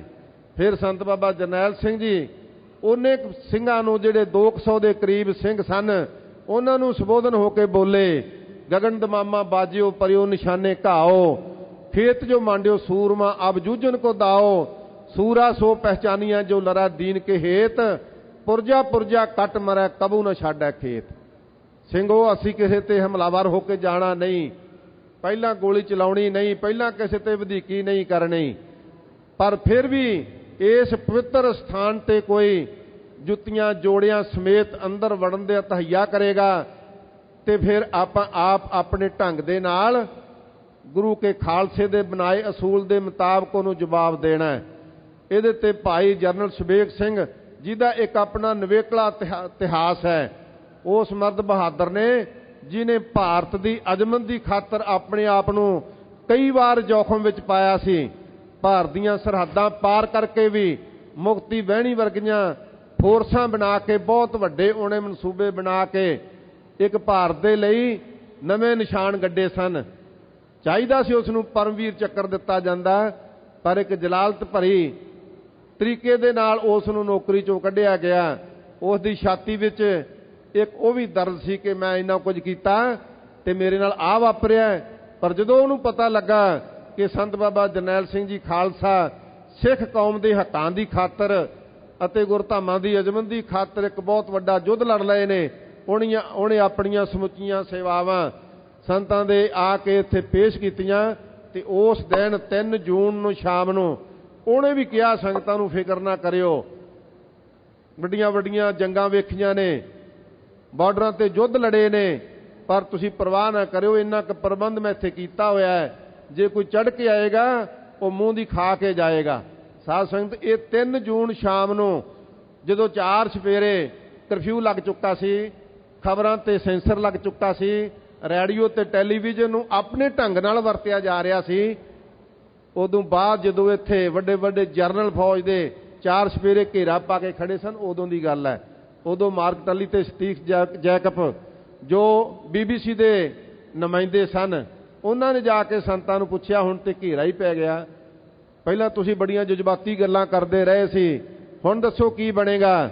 ਸੰਤ ਉਸੇ ਤਰ੍ਹਾਂ ਗੰਭੀਰ ਮੁਦਰਾ ਦੇ ਵਿੱਚ ਬੈਠੇ ਕਹਿੰਦੇ, ਜੈਕਬ ਚਿੰਤਾ ਨਾ ਕਰ, ਤੇਰੇ ਕਹਿਣ ਮੁਤਾਬਕ ਲੱਖਾਂ ਦਾ ਘੇਰਾ ਪੈ ਗਿਆ ਨਾ, ਤੇ ਕੀ ਅਸੀਂ ਹੁਣ ਡਰ ਜਾਵਾਂਗੇ। ਕਹਿੰਦੇ ਜੇ ਲੱਖਾਂ ਭੇਡਾਂ ਆ ਜਾਣ ਤੇ ਸ਼ੇਰ ਇੱਕ ਵੀ ਹੋਵੇ ਨਾ, ਇੱਕ ਵੀ ਸ਼ੇਰ ਕਦੇ ਡਰਦਾ ਨਹੀਂ ਹੁੰਦਾ। ਇਹ ਗੱਲਾਂ ਸੁਣ ਕੇ ਜੈਕਬ ਤੇ ਮਾਰਕ ਟਲੀ ਵੀ ਹੈਰਾਨ ਰਹਿ ਗਏ। ਸੋ ਸਾਧ ਸੰਗਤ ਇਹ ਵਰਤਾਰਾ ਵਾਪਰਿਆ। ਬਾਕੀ ਦੀਆਂ ਵਿਚਾਰਾਂ ਆਪਾਂ ਕੱਲ ਨੂੰ ਕਰਾਂਗੇ। ਹੁਣ ਆਓ ਸਤਿਗੁਰੂ ਪਾਤਸ਼ਾਹ ਚੋਜੀ ਪ੍ਰੀਤਮ ਗਰੀਬ ਨਵਾਜ ਸਤਿਗੁਰੂ ਧੰਨ ਗੁਰੂ ਨਾਨਕ ਸਾਹਿਬ ਸੱਚੇ ਪਾਤਸ਼ਾਹ ਜੀ ਜੋ ਆਪਾਂ ਨੂੰ ਉਪਦੇਸ਼ ਬਖਸ਼ ਰਹੇ ਹਨ, ਉਹ ਸ਼ਬਦ ਦੀ ਵਿਚਾਰ ਸਰਵਣ ਕਰੋ। ਸਾਧ ਸੰਗਤ ਦੀ ਬਹੁਤ ਸਿਦਕ ਦਿਲੀ ਦੇ ਨਾਲ ਮੈਂ ਬੇਨਤੀ ਕਰਾਂਗਾ ਕਿ ਸ਼੍ਰੋਮਣੀ ਗੁਰਦੁਆਰਾ ਪ੍ਰਬੰਧਕ ਕਮੇਟੀ ਦੇ ਪ੍ਰਧਾਨ ਸਰਦਾਰ ਕਿਰਪਾਲ ਸਿੰਘ ਬਡੂੰਗਰ, ਜਿਨ੍ਹਾਂ ਨੇ ਪਿਛਲੇ ਕਈ 15 ਦਿਨਾਂ ਤੋਂ ਦਿਨ ਰਾਤ ਇੱਕ ਕਰਕੇ ਸਿੱਖਾਂ ਦੀਆਂ ਵੱਖ-ਵੱਖ ਜਥੇਬੰਦੀਆਂ ਦੇ ਨਾਲ ਰਾਬਤਾ ਕਾਇਮ ਕੀਤਾ ਹੋਇਆ ਹੈ ਕਿ ਆਪਾਂ ਇਹ 6 ਜੂਨ ਦਾ ਦਿਹਾੜਾ ਬਹੁਤ ਹੀ ਸ਼ਰਧਾ ਭਾਵਨਾ ਸਿਦਕ ਦਿਲੀ ਦੇ ਨਾਲ ਇਕੱਠਿਆਂ ਹੋ ਕੇ ਮਨਾਉਣਾ ਹੈ। ਦੁਨੀਆ ਦੇ ਵਿੱਚ ਇੱਕ ਸਾਂਝਾ ਪੈਗਾਮ ਦੇਣਾ ਹੈ। ਉਹਨਾਂ ਦੇ ਇਸ ਉਪਰਾਲੇ ਲਈ ਦਾਸ ਉਹਨਾਂ ਦਾ ਬਹੁਤ ਧੰਨਵਾਦ ਕਰਦਾ ਹੈ ਤੇ ਸਮੁੱਚੀਆਂ ਜਥੇਬੰਦੀਆਂ ਨੂੰ ਵੀ ਅਪੀਲ ਕਰਦਾ ਹੈ ਕਿ ਆਪਾਂ ਪ੍ਰਧਾਨ ਸ਼੍ਰੋਮਣੀ ਗੁਰਦੁਆਰਾ ਪ੍ਰਬੰਧਕ ਕਮੇਟੀ ਦੇ ਇਹਨਾਂ ਉਦਮਾਂ ਦਾ ਭਰਵਾਂ ਸਵਾਗਤ ਕਰੀਏ ਤੇ ਭਰਵਾਂ ਸਾਥ ਦਈਏ ਤਾਂ ਕਿ ਦੁਨੀਆ ਭਰ ਦੇ ਵਿੱਚ ਵਸਦੇ ਸਿੱਖਾਂ ਨੂੰ ਇੱਕ ਸਾਂਝਾ ਪੈਗਾਮ ਮਿਲ ਸਕੇ। ਆਓ ਸਤਿਗੁਰੂ ਪਾਤਸ਼ਾਹ ਸੱਚੇ ਪਾਤਸ਼ਾਹ ਜੀ ਜੋ ਧੰਨ ਗੁਰੂ ਨਾਨਕ ਸਾਹਿਬ ਕਿਰਪਾ ਕਰ ਰਹੇ ਨੇ ਧਿਆਨ ਨਾਲ ਸਰਵਣ ਕਰੀਏ ਜੀ। ਸਤਨਾਮ ਸ੍ਰੀ ਵਾਹਿਗੁਰੂ ਸਾਹਿਬ ਜੀ। ਸੂਹੀ ਮਹੱਲਾ ਪਹਿਲਾ। ਸੂਹੀ ਰਾਗ ਦੇ ਵਿੱਚ ਧੰਨ ਗੁਰੂ ਨਾਨਕ ਸਾਹਿਬ ਸੱਚੇ ਪਾਤਸ਼ਾਹ ਜੀ ਕਿਰਪਾ ਕਰ ਰਹੇ ਹਨ। ਕੌਣ ਤਰਾਜੀ ਕਵਨ ਤੁਲਾ। ਸਤਿਗੁਰੂ ਜੀ ਫਰਮਾਉਂਦੇ ਨੇ ਮਹਾਰਾਜ ਤੇਰੇ ਸਿਧਾਂਤ ਨੂੰ ਤੋਲਣ ਵਾਸਤੇ ਕਿਹੜੀ ਤੱਕੜੀ ਹੈ, ਕਿਹੜਾ ਵੱਟਾ ਹੈ। ਤੇਰਾ ਕਵਨ ਸਰਾਫ ਬੁਲਾਵਾ। ਮਹਾਰਾਜ ਕਿਹੜਾ ਇਹੋ ਜਿਹਾ ਸਿਆਣਾ ਸਰਾਫ ਹੁੰਦਾ ਹੈ ਜਿਹੜਾ ਸੋਨੇ ਦੀ ਹੀਰਿਆਂ ਦੀ ਪਰਖ ਕਰ ਸਕੇ। ਮੈਂ ਕਿਹਨੂੰ ਇਹੋ ਜਿਹਾ ਬੁਲਾਵਾ ਦੇਵਾਂ ਜਿਹੜੇ ਤੇਰੇ ਇਸ ਸਿਧਾਂਤ ਨੂੰ ਪਰਖ ਸਕੇ। ਕੌਣ ਗੁਰੂ ਕੈ ਪਹਿ ਦੀਖਿਆ ਲੇਵਾ। ਮਹਾਰਾਜ ਕੌਣ ਗੁਰੂ ਹੈ, ਕੀ ਤੋਂ ਅਸੀਂ ਇਹ ਸਿੱਖਿਆ ਲੈਣੀ ਕਰੀਏ। ਕੈ ਪਹਿ ਮੁੱਲ ਕਰਾਵਾ। ਮਹਾਰਾਜ ਸੱਚੇ ਪਾਤਸ਼ਾਹ ਜੀ ਤੇਰੇ ਨਾਮ ਦਾ ਤੇਰੇ ਸਿਧਾਂਤ ਦਾ ਬਹੁਤ ਸ਼ਾਸਤਰ ਬਹੁਤ ਸਿਮਰਤੀ ਪੇਖੇ ਸਰਬ ਢੰਡੋਲ ਪੂਜਸ ਨਾਹੀ ਹਰ ਹਰੇ ਨਾਨਕ ਨਾਮ ਅਮੋਲ। ਕਿਹਦੇ ਕੋਲੋਂ ਇਹਦਾ ਮੁੱਲ ਪਵਾਉਣਾ ਕਰੀਏ ਜੀ। ਮੇਰੇ ਲਾਲ ਜੀਓ। ਸਤਿਗੁਰੂ ਜੀ ਫਰਮਾਉਂਦੇ ਆ ਹੇ ਗੁਰਸਿੱਖੋ ਮੇਰੇ ਪਿਆਰਿਓ ਤੇਰਾ ਅੰਤ ਨਾ ਜਾਣਾ। ਤੇਰਾ ਅੰਤ ਨਹੀਂ ਜਾਣਿਆ ਜਾ ਸਕਦਾ, ਕੋਈ ਵੀ ਤੇਰਾ ਅੰਤ ਨਹੀਂ ਪਾ ਸਕਦਾ। ਇਸੇ ਤਰ੍ਹਾਂ ਸਤਿਗੁਰੂ ਜੀ ਫਰਮਾਉਂਦੇ ਨੇ ਕਵਣ ਤੁਰਾਜੀ ਕਵਣ ਤੁਲਾ। ਮਹਾਰਾਜ ਸੱਚੇ ਪਾਤਸ਼ਾਹ ਜੀ ਤੇਰੇ ਗੁਰਮਤਿ ਸਿਧਾਂਤ ਨੂੰ ਕਿ ਤੇਰੀ ਕਿਹੜੀ ਗੁਰਮਤ ਦੀ ਬੁੱਧੀ ਦੇ ਨਾਲ ਅਸੀਂ ਇਹਦੀ ਤੱਕੜੀ ਬਣਾਈਏ ਤੇ ਕਿਹੜੇ ਸ਼ਾਸਤਰ ਗਿਆਨ ਦਾ ਅਸੀਂ ਵੱਟਾ ਪਾਈਏ ਇਹਦੇ ਵਿੱਚ। ਕਵਣ ਸਰਾਫ ਬੁਲਾਵਾਂ। ਤੇ ਮਹਾਰਾਜ ਕਿਹੜਾ ਤਤ ਬੇਤਾ, ਕਿਹੜਾ ਬ੍ਰਹਮ ਗਿਆਨੀ ਇਹੋ ਜਿਹਾ ਲੱਭੀਏ ਜਿਹੜਾ ਮਹਾਰਾਜ ਸੱਚੇ ਪਾਤਸ਼ਾਹ ਜੀ ਤੇਰੇ ਨਾਮ ਰੂਪ ਹੀਰਿਆਂ ਦਾ ਮੁੱਲ ਪਾ ਸਕੇ। ਹਜ਼ੂਰ ਪਾਤਸ਼ਾਹ ਜੀ ਕਿਰਪਾ ਕਰਕੇ ਦੱਸੋ ਕਿਹੜੇ ਇਹੋ ਜਿਹੇ ਬ੍ਰਹਮ ਗਿਆਨੀ ਨੂੰ ਬੁਲਾਵਾ ਦਈਏ। ਕੌਣ ਗੁਰੂ ਕਹਿ ਪਿਆ ਦੀਖਿਆ ਲੇਵੈ। ਮਹਾਰਾਜ ਇਹੋ ਜਿਹਾ ਦੁਨੀਆ 'ਚ ਕਿਹੜਾ ਗੁਰੂ ਹੈ ਜਿਹੜਾ ਅਗਿਆਨ ਦੇ ਗਾੜੇ ਅੰਧਾਰੇ ਵਿੱਚ ਚਾਨਣ ਕਰ ਦੇਵੇ। ਭਾਵੇਂ ਕਿ ਸਤਿਗੁਰੂ ਪਾਤਸ਼ਾਹ ਜੀ ਨੇ ਪਹਿਲਾਂ ਫਰਮਾਇਆ ਸ਼ਬਦ ਗੁਰੂ ਸੁਰਤ ਧੁਨ ਚੇਲਾ। ਸਤਿਗੁਰੂ ਸੱਚੇ ਪਾਤਸ਼ਾਹ ਜੀ ਨੇ ਇੱਥੇ ਵੀ ਇਹ ਹੁਕਮ ਕੀਤਾ ਹੈ ਕਿ ਮਹਾਰਾਜ ਮੇਰੇ ਲਾਲ ਜੀਓ ਤੇਰਾ ਅੰਤ ਨਾ ਜਾਣਾ। ਇਹ ਮੇਰੇ ਲਾਲ, ਇਹ ਮੇਰੇ ਪਿਆਰੇ ਵਾਹਿਗੁਰੂ, ਇਹ ਸਤਿਗੁਰੂ ਦੇ ਪਿਆਰੇ ਨਾਮ, ਇਹ ਸ਼ਬਦ ਦਾ ਕੋਈ ਅੰਤ ਨਹੀਂ ਜਾਣ ਸਕਦਾ। ਤੂੰ ਜਲ ਥਲ ਮਹੀਲ ਭਰਪੁਰ ਲੀਣਾ।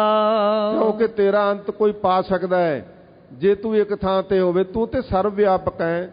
ਤੂੰ ਜਲ ਜਲਾਂ ਦੇ ਵਿੱਚ, ਭਾਵ ਸਮੁੰਦਰਾਂ ਦੇ ਵਿੱਚ, ਤੂੰ ਥਲ, ਥਲ ਭਾਵ ਧਰਤੀ ਦੇ ਉੱਪਰ, ਪੂਰੇ ਥਲਾਂ ਦੇ ਉੱਪਰ, ਮਹੀ ਅਲ ਆਕਾਸ਼ ਦੇ ਵਿੱਚ, ਤੂੰ ਧਰਤੀ ਆਕਾਸ਼ ਤੇ ਸਮੁੰਦਰਾਂ ਦੇ ਵਿੱਚ ਵਿਆਪਕ ਹੈ। ਤੂੰ ਆਪੇ ਸਰਬ ਸਮਾਣਾ। ਮਹਾਰਾਜ ਤੂੰ ਆਪੇ ਸਾਰੇ ਥਾਵਾਂ ਤੇ ਸਰਵ ਵਿਆਪਕ ਹੈ। ਇਸ ਵਾਸਤੇ ਤੇਰਾ ਮੁੱਲ ਨਹੀਂ ਪਾਇਆ ਜਾ ਸਕਦਾ। ਰਹਾਉ ਮਨ ਤਾ ਰਾਜੀ ਚਿਤ ਤੁਲਾ। ਸਤਿਗੁਰੂ ਜੀ ਫਰਮਾਉਂਦੇ ਹਨ, ਰਹਾਉ ਵਿਸ਼ਰਾਮ ਦੇ ਕੇ ਫਰਮਾਉਂਦੇ ਹਨ। ਹਜ਼ੂਰ ਫਰਮਾਉਂਦੇ ਹਨ ਮਨ ਤਾ ਰਾਜੀ। ਕਹਿੰਦੇ ਭਾਈ ਮਨ ਬੜਾ ਚੰਚਲ ਹੈ। ਇਹ ਮਨ ਸ਼ਕਤੀ, ਇਹ ਮਨ ਸੀਓ, ਇਹ ਮਨ ਪੰਜ ਤੱਤ ਕੋ ਜੀਓ। ਕਹਿੰਦੇ ਇਹ ਭਰਮਣ ਵਾਲਾ ਮਨ ਹੈ। ਇਸ ਮਨ ਨੂੰ ਤਰਾਜੀ ਤਕੜੀ ਬਣਾ ਕੇ ਰੱਖ। ਇਸ ਮਨ ਦਾ ਟਿਕਾ ਪੈਦਾ ਕਰ ਤੇ ਮਨ ਤਰਾਜੀ ਚਿੱਤ ਤੁਲਾ। ਜਿਹੜਾ ਚਿੱਤ ਤੇਰਾ ਨਾ, ਮਹਾਰਾਜ ਸੱਚੇ ਪਾਤਸ਼ਾਹ ਜੀ ਫਰਮਾਉਂਦੇ ਆ, ਕਹੇ ਨਾਨਕ ਸੁਨ ਰੇ ਮਨਾ।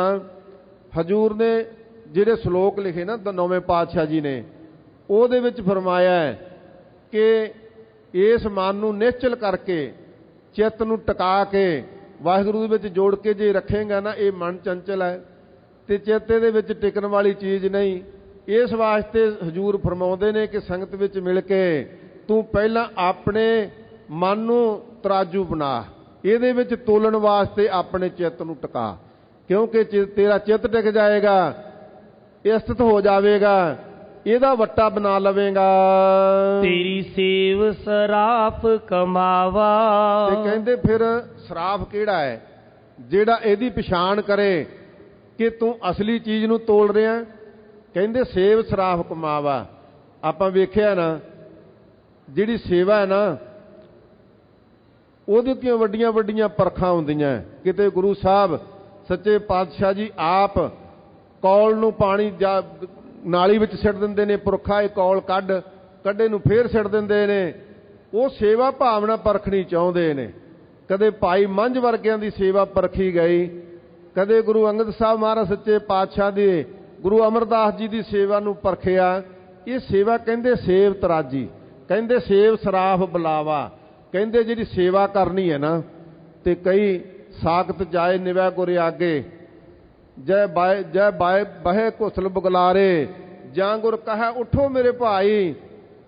ਜਦੋਂ ਗੁਰੂ ਕਹਿੰਦਾ ਨਾ ਉਠੋ ਭਾਈ, ਹੁਣ ਸੀਸ ਦੀ ਲੋੜ ਹੈ, ਪੰਜ ਪਿਆਰੇ ਸਾਜਣੇ ਐ, ਜਾਏ ਬਹਿ ਘੁਸਲ ਬੁਗਲਾਰੇ। ਫਿਰ ਘੁਸ ਕੇ ਬਗਲ ਝੋ ਕੇ ਪਾਸੇ ਟੇਢੇ ਹੋ ਕੇ ਬਹਿ ਜਾਂਦੇ ਨੇ ਕਿ ਗੁਰੂ ਨੇ ਤਾਂ ਸਿਰ ਹੀ ਮੰਗ ਲਿਆ। ਇਹ ਸੇਵਾ ਹੈ। ਮਹਾਰਾਜ ਕਹਿੰਦੇ ਇਹ ਸੇਵਾ ਨੂੰ ਸਰਾਪ ਬਣਾਉਣਾ ਕਰ ਜਿਹਦੇ ਤੋਂ ਪਰਖਿਆ ਜਾ ਸਕਦਾ ਹੈ। ਘਟ ਹੀ ਭੀਤਰ ਸੋ ਸਾਹੋ ਤੋਲੀ। ਫਿਰ ਆਪਣੇ ਹਿਰਦੇ ਵਿੱਚ ਹੀ ਇਸ ਦੀ ਵਿਚਾਰ ਕਰ ਕਿ ਉਸ ਸਹੁਪਤੀ ਪਰਮੇਸ਼ਰ ਨੂੰ ਤੋਲ ਕੇ ਵੇਖ ਕਿ ਤੂੰ ਇਸ ਦੇਹ ਨੂੰ ਤਾਂ ਨਹੀਂ ਸਰੂਪ ਮੰਨ ਕੇ ਬੈਠਾ, ਤੂੰ ਇਹਦੇ ਵਿੱਚ ਹੀ ਤਾਂ ਨਹੀਂ ਉਲਝਿਆ ਪਿਆ। ਇਹਨੂੰ ਸ਼ਿੰਗਾਰਨ ਨੂੰ, ਇਹਨੂੰ ਖਾਣ ਨੂੰ, ਇਹਨੂੰ ਭੋਗਣ ਨੂੰ, ਇਹਦੇ ਪਾਸੇ ਹੀ ਤੁਰ ਪਿਆ ਹੋਵੇ। ਨਹੀਂ ਭਾਈ ਕਹਿੰਦੇ ਘਟ ਹੀ ਪੀਤਰ ਸੋ ਸਹੁ ਤੋਲੀ। ਆਪਣੇ ਘਟ ਦੇ ਵਿੱਚ, ਆਪਣੇ ਹਿਰਦੇ ਦੇ ਵਿੱਚ ਉਹਦੀ ਪਛਾਣ ਕਰਕੇ ਮੇਰੇ ਹਿਰਦੇ ਵਿੱਚ ਪ੍ਰਮਾਤਮਾ ਦਾ ਨਾਮ ਵਸਿਆ ਹੋਇਆ ਹੈ। ਇਨ ਬਿਦ ਚਿਤ ਰਹਾਵਾ। ਜਦੋਂ ਤੁਸੀਂ ਇਸ ਵਿਧੀ ਦੇ ਨਾਲ ਇਸ ਚਿੱਤ ਨੂੰ ਟਿਕਾ ਲਓਗੇ ਤੇ ਮਹਾਰਾਜ ਸੱਚੇ ਪਾਤਸ਼ਾਹ ਜੀ ਕਹਿੰਦੇ ਫਿਰ ਅਸਲੀ ਪਰਖ ਹੈ। ਫਿਰ ਇਸ ਵਿਧ ਦੇ ਨਾਲ ਚਿੱਤ ਦਾ ਟਿਕਾ ਬਣ ਜਾਵੇਗਾ। ਇਨ ਬਿਦ ਚਿੱਤ ਰਹਾਵਾ, ਫਿਰ ਇੱਧਰ ਉੱਧਰ ਨਹੀਂ ਜਾਏਗਾ। ਅਸੀਂ ਰੋਜ਼ ਕਹਿੰਦੇ ਬਾਣੀ ਪੜ੍ਹਦੇ ਹਾਂ, ਮਨ ਨਹੀਂ ਠਹਿਰਦਾ, ਚਿੱਤ ਨਹੀਂ ਲੱਗਦਾ, ਪਰ ਅਸੀਂ ਤਾਂ ਨਾ ਸੇਵਾ ਕਰਦੇ ਹਾਂ, ਨਾ ਸਿਮਰਨ ਕਰਦੇ ਹਾਂ, ਨਾ ਉਹ ਸੇਵਾ ਦੀਆਂ ਪਰਖਾਂ ਵਿੱਚੋਂ ਨਿਕਲੇ ਹਾਂ ਤੇ ਫਿਰ ਚਿੱਤ ਟਿਕੇ ਕਿਵੇਂ। ਹਜ਼ੂਰ ਫਰਮਾਉਂਦੇ ਇਹਨਾਂ ਵਿਧੀਆਂ ਦੇ ਨਾਲ ਆਪਣੇ ਅੰਤਰਾਤਮਾ ਦੇ ਅੰਦਰ ਜਦੋਂ ਪਤੀ ਪਰਮੇਸ਼ਰ ਨੂੰ ਟਿਕਾ ਲਏਗਾ, ਇਨ ਬਿਧ ਚਿੱਤ ਰਹਾਵਾ, ਫਿਰ ਭਾਈ ਚਿੱਤ ਡੋਲੇਗਾ ਨਹੀਂ। ਭਾਵੇਂ ਸੀਸ ਵੱਢਿਆ ਜਾਵੇ, ਆਰੇ ਨਾਲ ਚੀਰਿਆ ਜਾਵੇ, ਦੇਗਾਂ ਵਿੱਚ ਉਬਲ ਜਾਵੇ, ਫਿਰ ਚਿੱਤ ਤੇਰਾ ਨਹੀਂ ਡੋਲੇਗਾ।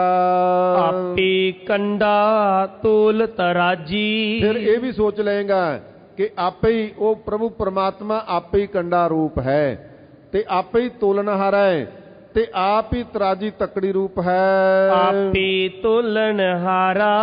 ਤੇ ਜਦੋਂ ਹੈ ਹੀ ਸਭ ਕੁਝ ਆਪ, ਫਿਰ ਪੂਰੇ ਕਾ ਕੀ ਆ, ਸਭ ਕੁਝ ਪੂਰਾ ਹੀ ਹੋਵੇਗਾ, ਘਟੇਗਾ ਨਹੀਂ ਕੁਝ ਵੀ। ਕਿਉਂਕਿ ਜਦੋਂ ਅਸੀਂ ਉਹਦੇ ਵਿੱਚ ਭੇਦ ਹੋ ਗਏ, ਹਰ ਹਰ ਜਨ ਦੁਈ ਏਕ ਹੈ, ਬੇਦ ਵਿਚਾਰ ਕਛ ਨਾਹੇ, ਜਲਤੇ ਉਪਜ ਤਰੰਗ ਜਿਉ ਜਾਲੀ ਬਿਖੈ ਸਮਾਏ। ਫਿਰ ਹੈ ਹੀ ਸਭ ਕੁਝ ਉਸਦਾ। कबीर तू तू करता तू हुआ, मुझ में रहा न हो, जब आपा पर का मिट गया, जत देखा तत तू। फिर है ही दिता तेरा सब कुछ परमात्मा, तू आपे ही तोलनहारा है ते आपे ही तो उसनू पूरा करना रहा है। आपे देखा आपे बूझै। हजूर पातशाह तू आपे ही साडे जीवां नू देख रहा है ਤੇ ਆਪੇ ਸਾਡੇ ਅੰਦਰ ਦੀ ਹਾਲਤ ਨੂੰ ਬੁੱਝ ਰਿਹਾ, ਜਾਣ ਰਿਹਾ ਹੈ। ਆਪੇ ਹੈ ਵਣਜਾਰਾ। ਮਹਾਰਾਜ ਸੱਚੇ ਪਾਤਸ਼ਾਹ ਆਪ ਹੀ ਤੂੰ ਵੰਜ ਕਰਨ ਵਾਲਾ ਹੈ, ਨਾਮ ਦਾ ਵੰਜ ਦੇ ਕੇ ਨਿਹਾਲ ਕਰਨ ਵਾਲਾ ਵੀ ਆਪ ਹੀ ਹੈ। ਅੰਦੁਲਾ ਨੀਚ ਜਾਤ ਪਰਦੇਸੀ। ਤੇ ਹਜੂਰ ਫਰਮਾਉਂਦੇ ਨੇ ਜੇ ਕੋਈ ਭਾਈ ਮਨੁੱਖ ਅੰਧਾ ਹੋਵੇ ਤੇ ਨੀਚ ਜਾਤ ਭਾਵ ਜਿੱਥੇ ਹੀਰਿਆਂ ਦਾ ਵਪਾਰ ਹੁੰਦਾ ਹੋਵੇ ਉਹਦੇ ਤੱਕ ਉਹਦੀ ਪਹੁੰਚ ਨਾ ਹੋਵੇ, ਗਰੀਬ ਜਾਤ ਦਾ ਹੋਵੇ, ਗਰੀਬ ਹੋਵੇ, ਉੱਥੇ ਪਹੁੰਚ ਵੀ ਨਾ ਸਕੇ। ਖਿਨੇ ਆਵੇ ਤਿਲ ਜਾਵੇ। ਤੇ ਫਿਰ ਕਿਤੇ ਆਉਂਦਾ ਹੈ, ਕਿਤੇ ਜਾਂਦਾ ਹੈ, ਕਿਤੇ ਬਹਿੰਦਾ ਹੈ, ਪਰ ਉਹ ਹੀਰਿਆਂ ਦੀ ਪਰਖ ਨੂੰ ਨਹੀਂ ਜਾਣਦਾ। ਇਸੇ ਤਰ੍ਹਾਂ ਅੰਧਲਾ ਨੀਚ ਜਾਤ ਪਰਦੇਸੀ ਜੋ ਮਨ ਕਰਕੇ ਅੰਧਾ ਹੈ, ਜਾਤ ਤੋਂ ਭਾਵ ਹੈ ਜਾਏ। ਅੰਧਲਾ ਨੀਚ ਜਾਤ। ਨੀਚ ਜਾਤ ਕੀ ਹੈ ਭਾਈ? ਜਿਹੜੇ ਮਾਇਆ ਦੇ ਰੂਪ ਤੋਂ ਨੀਚ ਹਨ ਵਿਸ਼ੇ, ਤੇ ਇਹਨਾਂ ਵਿਸ਼ਿਆਂ ਤੋਂ ਪੈਦਾ ਹੋਇਆ ਮਨੁੱਖ। ਮਾਂ ਕੀ ਰਗਤ ਪਿਤਾ ਬਿੰਦ ਧਾਰਾ, ਮੂਰਤ ਸੂਰਤ ਕਰ ਉਪਾਰਾ, ਇਹਨਾਂ ਤੋਂ ਹੀ ਜਾਏ ਪੈਦਾ ਹੋਇਆ ਨਾ। ਹਜੂਰ ਫਰਮਾਉਂਦੇ ਨੇ ਤੂੰ ਮਨ ਕਰਕੇ ਵੀ ਅੰਧਾ ਹੈ ਤੇ ਤੇਰੀ ਪੈਦਾਇਸ਼ ਵੀ ਨੀਚ ਜਾਤ ਵਿੱਚੋਂ ਹੋਈ, ਭਾਵ ਮਾਇਆ ਲਿਖਣ ਤੋਂ ਵੀ ਥੱਲਿਓਂ ਤੇਰੀ ਪੈਦਾਇਸ਼ ਪੈਦਾ ਹੋਈ ਹੈ। ਇਸ ਲਈ ਜਾਤ ਪਰਦੇਸੀ। ਤੇ ਭਾਈ ਤੂੰ ਹੈ ਪਰਦੇਸੀ, ਜਿਹੜੇ ਦੇਸ਼ ਆਤਮਾ ਦੇ ਦੇਸ਼ ਵਿੱਚ ਨਿਵਾਸ ਕਰਨਾ ਸੀ ਉਹਦੇ ਵਿੱਚ ਨਿਵਾਸ ਨਹੀਂ ਕੀਤਾ। ਤੂੰ ਤਾਂ ਪਰਦੇਸੀ ਭਾਵ ਉਸ ਮਾਇਆ ਦੇ ਇਸ ਚਮਕਾਰੇ ਵਿੱਚ, ਮਾਇਆ ਦੇ ਪਦਾਰਥਾਂ ਵਿੱਚ ਪੈ ਕੇ ਉਲਝਿਆ ਹੋਇਆ ਹੈ। ਤਾਂ ਕੀ ਸੰਗਤ ਨਾਨਕ ਰਹਿੰਦਾ। ਹਜ਼ੂਰ ਫਰਮਾਉਂਦੇ ਜੇ ਉਹਨਾਂ ਦੀ ਸੰਗਤ ਵਿੱਚ ਰਹਿੰਦਾ ਹੈ ਜਿਹੜੇ ਮਨ ਕਰਕੇ ਅੰਧੇ ਨੇ ਤੇ ਮਾਇਆ ਸਬਲ ਤੋਂ ਕਰਕੇ ਵੀ ਨੀਚ ਨੇ, ਤੇ ਉਹ ਖਿਣ ਆਵਾ ਖਿਣ ਜਾਵਾ ਉਹਨਾਂ 'ਚ ਹੀ ਬਹਿੰਦੇ ਨੇ। ਜਿਹੜੇ ਹੀਰਿਆਂ ਦੀ ਪਰਖ ਨੂੰ ਨਹੀਂ ਜਾਣਦੇ ਤੇ ਉਹ ਹੀਰਿਆਂ ਦੀ ਪਰਖ ਨੂੰ ਸਮਝ ਕਿਵੇਂ ਸਕਦੇ ਆ? ਜਿਹੜੇ ਬ੍ਰਹਮ ਗਿਆਨੀ ਤਤਵਿਦ ਤੇ ਮਹਾਪੁਰਖ, ਜਿਹੜੇ ਆਪ ਇਸ ਮਾਇਆ ਸਬਲ ਤੋਂ ਉੱਪਰ ਨੇ, ਜਿਨ੍ਹਾਂ ਦਾ ਮਨ ਨੀਵਾ ਹੋਇਆ ਹੈ। ਮਹਾਰਾਜ ਕਹਿੰਦੇ ਨੀਚਾ ਅੰਦਰ ਨੀਚ ਜਾਤ, ਨੀਚੀ ਹੂੰ ਅਤ ਨੀਚ, ਨਾਨਕ ਤਿਨ ਕੇ ਸੰਗ ਸਾਥ ਵੱਡਿਆ ਸਿਉ ਕਿਆ ਰੀਸ। ਜਿਹੜੇ ਉਹਨਾਂ ਮਹਾਪੁਰਖਾਂ ਦੇ ਵਿੱਚ ਬਹਿੰਦੇ ਨੇ ਤੇ ਉਹੋ ਹੀ ਭਾਈ ਉਸ ਪਰਮਾਤਮਾ ਦੀ ਇਸ ਵਿਧੀ ਨੂੰ ਜਾਣ ਸਕਦੇ ਨੇ। ਜਿਹੜੇ ਉਹਨਾਂ ਤਤਵੇਤਿਆਂ ਦੀ ਸੰਗਤ ਵਿੱਚ ਹੀ ਨਹੀਂ ਬਹਿੰਦੇ, ਉਹ ਕਿਵੇਂ ਜਾਣ ਲੈਣਗੇ? ਤਾਂ ਕਿ ਸੰਗਤ ਨਾਨਕ ਰਹਿੰਦਾ।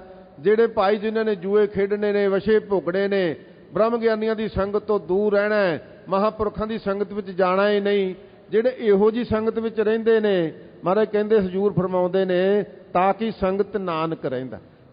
ਧੰਨ ਗੁਰੂ ਨਾਨਕ ਸਾਹਿਬ ਫਰਮਾਉਂਦੇ ਨੇ ਜਿਹੜਾ ਮਨ ਇਹੋ ਜੀ ਸੰਗਤ ਵਿੱਚ ਰਹਿੰਦਾ ਹੈ, ਕਿਉਂ ਕਰ ਮੂੜਾ ਪਾਵੇ। ਉਹ ਕਹਿੰਦੇ ਮੂਰਖ ਕਿਵੇਂ ਪਾ ਲਵੇਗਾ? ਪ੍ਰਭੂ ਦੇ ਤਤਸਟੀ ਲੱਖਣਾਂ ਨੂੰ ਕਿਵੇਂ ਪ੍ਰਾਪਤ ਕਰ ਲਵੇਗਾ?